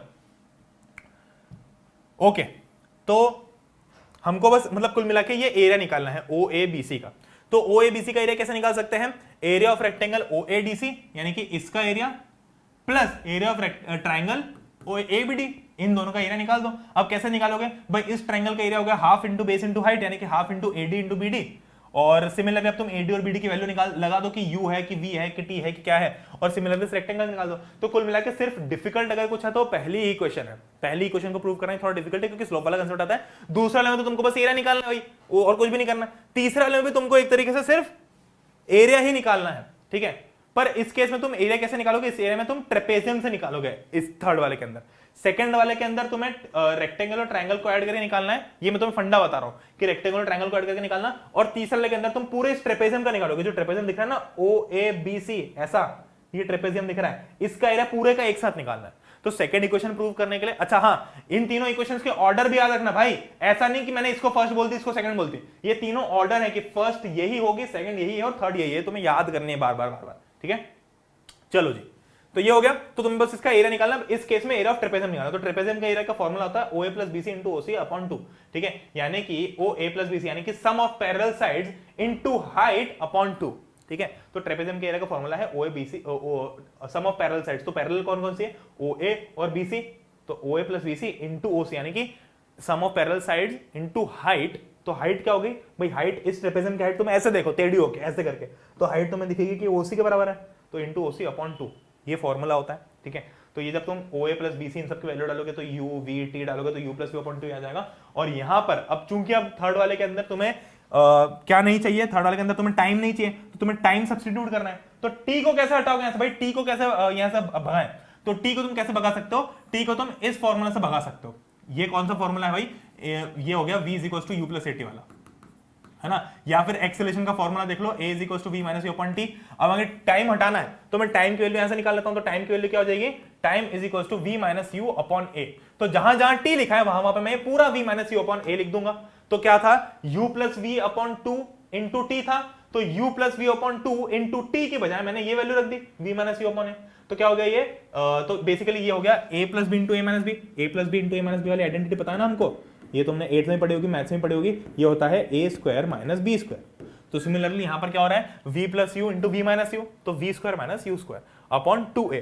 तो ये 2A इधर चले गया, तो क्या आ गया, V square minus U square is equal to 2AS, ठीक है। तो ये हमारे पास में तीसरी भी आ गई, ठीक है। चलो अब देखो, इस टाइप के तुम्हारे पास में बहुत सारे क्वेश्चंस आएंगे। इन क्वेश्चंस को सॉल्व करने का सबसे इंपॉर्टेंट तरीका ये है, सबसे इंपॉर्टेंट चीज ये है कि तुम यूनिट्स को सबसे पहले चेक करो और चीजें लिखते जाओ। क्या लिखा है, अ train starting from rest. Starting from rest का मतलब क्या है कि भाई इनिशियल वेलोसिटी इसकी 0 है, भाई रेस्ट से स्टार्ट हो रहा है मतलब इनिशियली इसका कोई वेलोसिटी नहीं थी, तो u 0 लिख दिया हमने, है ना। ऐसे करके देखो, क्वेश्चन सॉल्व करने का एक सबसे बढ़िया तरीका बताता हूं, पहले क्वेश्चन को पूरा रीड करो और उसके बाद में जो वैल्यूज दिख रही है उनको पहले एक बार नोट डाउन करो फिर सॉल्व करो। ऐसा नहीं कि पहले फॉर्मूला लगा दिया और देख रहे हैं कि यार भैया यहाँ रेस्ट था तो यहाँ 0 लिख दो, उसमें आंसर गलत होने के चांसेस बहुत ज्यादा है। तो हम वैसे ही करते हैं, पहले रीड करते हैं। अ train starting from rest attains a velocity of 72 kilometre per our in 5 minutes assuming that the acceleration is uniform. हमको बता दिया कि एक्सेलरेशन यूनिफॉर्म है। Find the acceleration and the distance travelled by the train, है ना। तो कुल मिला के तुम्हारे पास में जो इक्वेशन ऑफ मोशन थी वास्तु, उनमें से तुम्हारे पास में अब देखते हैं कि हमारे पास में क्या क्या दे रखा है, ठीक है। सबसे पहले हमको दे रखा है कि ट्रेन स्टार्टिंग फ्रॉम रेस्ट। भाई तुम्हें ऐसे शब्द पकड़ने पड़ेंगे, रेस्ट मतलब स्टार्टिंग फ्रॉम रेस्ट, इसका मतलब इसकी इनिशियल वेलोसिटी 0 है, ठीक है। Attains a velocity of 72 kilometre per our, मतलब अब इसकी अटेन्स मतलब कि अब इसकी वेलोसिटी कितनी होगी, फाइनल वेलोसिटी वो हो गई 72 किलोमीटर पर आवर, ठीक है। और ये जो हरकत हुई है कितनी देर में हुई, 5 मिनट में। तो टाइम क्या हो गया, 5 मिनट। भाई यूनिट्स भी लिखते जाना साथ में। Assuming that acceleration is uniform, find the acceleration। तो हमें क्या निकालना है भाई, एक्सेलरेशन निकालना है। एक्सेलरेशन यूनिफॉर्म मतलब एक ही एक्सेलरेशन की वैल्यू है, कि ज्यादा नहीं आएगी, मल्टीपल वैल्यूज नहीं आएंगी, ठीक है। दूसरा क्या निकालना है हमें, distance travelled by the train for attaining this velocity. तो s इज इक्वल टू कितना होगा भाई, कुछ डिस्टेंस तो लगी होगी। अरे भाई मेरी स्पीड 20 किलोमीटर पर आवर से 40 किलोमीटर पर आवर हो गई, तो कुछ डिस्टेंस तो चलाऊंगा मैं, जितने उसमें ऐसे हो सकता है कि 2 मीटर में हो सकता है 10 मीटर में, है ना। अगर बहुत तेज गाड़ी तो बहुत ही कम डिस्टेंस मेरी 0 से 100 पे चली जाएगी। दूसरी गाड़ी के लिए मुझे ज्यादा डिस्टेंस, ज्यादा लंबा रोड चलाना पड़ेगा, तब जाके वो 100 तक जाएगी। दूसरी बहुत ज्यादा टेस्ला ऐसी फास्ट है तो बहुत छोटे से रोड में भी 0 से 100 जा सकती है ना। चलो, तो ये चीजें हमें निकालनी है। अब सबसे पहला जो तुम्हें काम करना है वो है यूनिट्स को एसआई में कन्वर्ट करना। तो एसआई यूनिट क्या है, kilometre per our SI unit है क्या, नहीं, metre per second SI unit है। एम के एस याद है ना, metre kilometre, metre kilogram second, तो मीटर पर सेकंड में हमें इसको कन्वर्ट करना है। तो किलोमीटर पर आवर को मीटर पर सेकंड में कन्वर्ट कैसे करते हैं, बहुत सिंपल सा तरीका। देखो, एक तुम्हें वैल्यू मैं याद बताता हूं कि वो होती है 5/18, बहुत सारे लोग यूज करते हैं, पर वो कैसे आते हैं वो बता देता हूं। भाई किलोमीटर पर आवर को मुझे मीटर पर सेकंड में कन्वर्ट करना है, तो 1 किलोमीटर कितने मीटर होता है, 1000 मीटर। अपॉन 1 घंटे में कितने सेकंड्स होते हैं? 3600 सेकंड्स। तो क्या हो गया? 1 kilometre per hour is equal to 1000 upon 3600 seconds. इसका मतलब इसको जब तुम काटा पीटी करोगे तो तुम्हारे पास में आएगा 5/18 मीटर पर सेकंड। ठीक है, तो जब भी तुम्हें 1 किलोमीटर पर आवर को मीटर पर सेकंड में कन्वर्ट करना हो, मतलब कि मुझे अगर 72 किलोमीटर पर आवर को मीटर पर सेकंड में कन्वर्ट करना हो, तो मैं क्या करूंगा? 1 किलोमीटर पर आवर के लिए क्या था? 5/18, तो 72 के लिए क्या हो जाएगा? 72 इंटू 5/18। ठीक है, ठीक है। तो अब मैं इसको कैलकुलेट कर लूंगा यहां से, तो मेरे पास में मीटर पर सेकंड में वेलोसिटी आ जाएगी और टाइम भी मैं निकालूंगा सेकंड में, तो क्या हो जाएगा? 600 सेकंड्स। ठीक है, अच्छा सॉरी 600 नहीं होगा, ये कितना हो जाएगा भाई? 60 इंटू 5, 300 सेकंड्स। ठीक है, आप कुछ नहीं करना, तो मैं अब ये आप सबसे पहले लेट्स से कि तुम्हें एक्सेलरेशन निकालना है, तो एक्सेलरेशन तुम कैसे निकाल सकते हो? v is equal to u plus AT वाले फॉर्मूला से निकाल लो, है ना, क्योंकि तुम्हारे पास में टाइम भी है, तुम्हारे पास में u भी है और तुम्हारे पास में v भी है, तो ऐसे तुम a निकाल सकते हो। अब एक बार तुमने एक्सेलरेशन निकाल लिया, तो तुम जो दूसरा वाली इक्वेशन थी s is equal to UT plus half AT square, इसके अंदर तुम अब तुम्हारे पास में टाइम भी है, u भी है, a भी है, तो इससे तुम s निकाल सकते हो। दो इक्वेशंस लगानी रहेगी तुमको। ठीक है, ये पूरा सॉल्यूशन देख लो तुम्हारे सामने। ठीक है, ये हमने पहले तो कन्वर्ट कर दिया 20 मीटर पर सेकंड में हो गया जब हमने कैलकुलेट किया, तो और फिर यही सारी चीज निकालनी है। अच्छा, अब एक्सेलरेशन तुम्हें निकालना हो तो वैसे तो चाहे तो तुम फर्स्ट इक्वेशन ऑफ मोशन लगाओ या फिर एक्सेलरेशन का डायरेक्ट फार्मूला लगा दो, direct formula v minus u upon T. तो ये डायरेक्ट फार्मूला भी एक्चुअली बना ही भाई, मैं t को इधर भेज दूंगा तो हो जाएगा at is equal to v minus u, तो और अगर मैं u को इधर भेज दूंगा तो हो जाएगा v is equal to u plus at। तो पहली इक्वेशन ऑफ मोशन और ये एक्सेलरेशन का फार्मूला दोनों एक्जैक्टली सेम है, कोई डिफरेंस नहीं है। ठीक है, फिर डिस्टेंस निकालने के लिए हमने, अब देखो इन्होंने ये वाली यूज कर ली, v square minus u square is equal to 2s, तुम भी यूज कर सकते हो, तुम्हारी इच्छा है तुमको जो भी यूज करना है। ठीक है, चलो अब भाई देखते हैं एक लास्ट कंसेप्ट, एक छोटा सा, कि भाई सर्कुलर मोशन क्या होता है। सो सर्कुलर मोशन कुछ भी नहीं है भाई, बहुत छोटी सी फुद्दू सी चीज है। Object moving along circular path with uniform speed but not uniform velocity. भाई सर्कुलर मोशन बहुत सिंपल सी चीज है, जब भी कोई ऑब्जेक्ट गोल गोल घूम रहा होता है सर्कुलर पाथ में, अब यूनिफॉर्म स्पीड हो सकती है पर कभी भी सर्कुलर मोशन के अंदर यूनिफॉर्म वेलोसिटी नहीं हो सकती। क्यों नहीं हो सकती? क्योंकि जब भी कोई ऑब्जेक्ट मूव हो रहा है, तो भाई जैसे पंखा है, तो पंखे को हमने 5 की स्पीड पे चला दिया, तो हाँ भाई हमको पता है कि 5 की स्पीड पे चल रहा है पंखा, पर उसकी स्पीड कांस्टेंट है, मतलब वो जो भी हो पर उसकी स्पीड कांस्टेंट है, हमें पता नहीं कितनी, पर हमको पता है कि हमें 5 पे चल रहा है तो उतने पे ही चल रहा है, ऐसा नहीं कि कम ज्यादा हो रहा है, तो उसकी स्पीड कांस्टेंट है पर वेलोसिटी कांस्टेंट नहीं है। वेलोसिटी क्यों कांस्टेंट नहीं है? वेलोसिटी इसलिए कांस्टेंट नहीं है क्योंकि हर इंस्टेंट पे उसकी पोजीशन चेंज हो रही है। ठीक है भाई, तुम देखो इसको, तो जैसे मान लो कि मैं इस पॉइंट की बात करूं, तो इस पॉइंट पे इसकी जो वेलोसिटी है वो इधर के डायरेक्शन में। देखो बेसिकली जब भी कोई ऑब्जेक्ट सर्कुलर मोशन में घूम रहा होता है, तो उसका मतलब ये नहीं होता कि वो सर्कुलर पाथ में घूम रहा है, उसका मतलब ये है कि हर इंस्टेंट पे उसका पाथ चेंज हो के वो सर्कल बन रहा है। ठीक है, तो बेसिकली जो सर्कल में घूम रहा है ना, ये एक्चुअली ऐसा नहीं कि हाँ गोल घूम लिया, ये ऐसे घूम रहा है कि पहले ऐसे गया, फिर जो ऑब्जेक्ट उसने डायरेक्शन चेंज की, फिर ऐसे चेंज की, फिर ऐसे चेंज की, फिर ऐसे चेंज की, फिर ऐसे चेंज की, फिर ऐसे चेंज की, ऐसे चेंज की, ऐसे ऐसे ऐसे ऐसे ऐसे कर करके इसकी डायरेक्शन चेंज होती जाती है, चेंज होती जाती है, चेंज होती जाती है, जब जाके एक सर्कल पूरा कंप्लीट करता है। ठीक है, तो कुल मिला के इसकी डायरेक्शन हर इंस्टेंट पे चेंज हो रही है, इसलिए इसकी वेलोसिटी कांस्टेंट नहीं है। क्यों वेलोसिटी कांस्टेंट नहीं है, यूनिफॉर्म वेलोसिटी क्यों नहीं है? क्योंकि इसकी डायरेक्शन चेंज हो रही है। ठीक है, तो स्पीड भले ही इसकी सेम हो सकती है, ये जैसे यूनिफॉर्म सर्कुलर मोशन में तुमसे पूछा जाए तो उसके अंदर स्पीड सेम हो सकती है, पर वेलोसिटी क्यों नहीं होगी? क्योंकि डायरेक्शन जो है वो चेंज होती है। ठीक है, चलो अब इस केस में, अच्छा ये लास्ट वाला क्वेश्चन है, मैं तुमसे खुद से पूछूंगा, इसका जवाब तुम्हें ग्रेविटेशन चैप्टर में मिल जाएगा, पर तुम एक बार खुद बताओ कि हम जब भी मान लो कि एक रस्सी के आगे एक स्टोन लगा देते, तो ऐसे गोल गोल गोल गोल गोल घुमा रहे हैं, अब मान लो कि वो रस्सी टूट जाती है बीच में एकदम से, या मैं छोड़ देता हूं स्टोन को, है ना, ऐसे गोल गोल घुमा रहा हूं, तो पहले तो स्टोन पूरा ऐसे गोल गोल घूम रहा है ग्रेविटी के अगेंस्ट, भाई कायदे से तो उसको नीचे गिर जाना चाहिए था, पर चूंकि मैं उसको घुमा रहा हूं तो किसी तो कोई पता नहीं कौन सा फोर्स है वो, पर वो आगे तुमको पता चलेगा, बट जो भी फोर्स है उसके कारण गोल गोल गोल घूम रहा है हवा में। अब मैं इसको जैसे ही छोड़ूंगा तो उस पत्थर का क्या होगा? क्या वो पत्थर घूमते घूमते आगे जाके गिरेगा? क्या वो पत्थर ऐसा सीधा चले जाएगा? क्या वो पत्थर वहीं के वहीं नीचे गिर जाएगा? क्या वो पत्थर आगे बढ़ेगा? उस पत्थर का क्या होगा वो तुम मुझे बताओ नीचे कमेंट्स के अंदर। तो that being said, I hope you guys enjoyed this lecture. हमने इस लेक्चर को बहुत ही मस्ती मजाक और बहुत ही फन तरीके से कंप्लीट कर लिया है, और अब तुम्हें बताता हूं कि तुम्हें 2-3 चीजें कौन कौन सी करनी। सबसे पहले तो बताता हूं, सबसे पहले भाई एनसीईआरटी रीड कर लो एक बार, ठीक है, उससे तुम्हारी सारी चीजें समझ में आ जाएंगी। दूसरा, एनसीईआरटी के क्वेश्चंस कर लेना इन टेक्स्ट और बैक, और एग्जांपल्स, मेनली भाई जो न्यूमेरिकल्स हैं उनके लिए एग्जांपल जरूर कर लेना।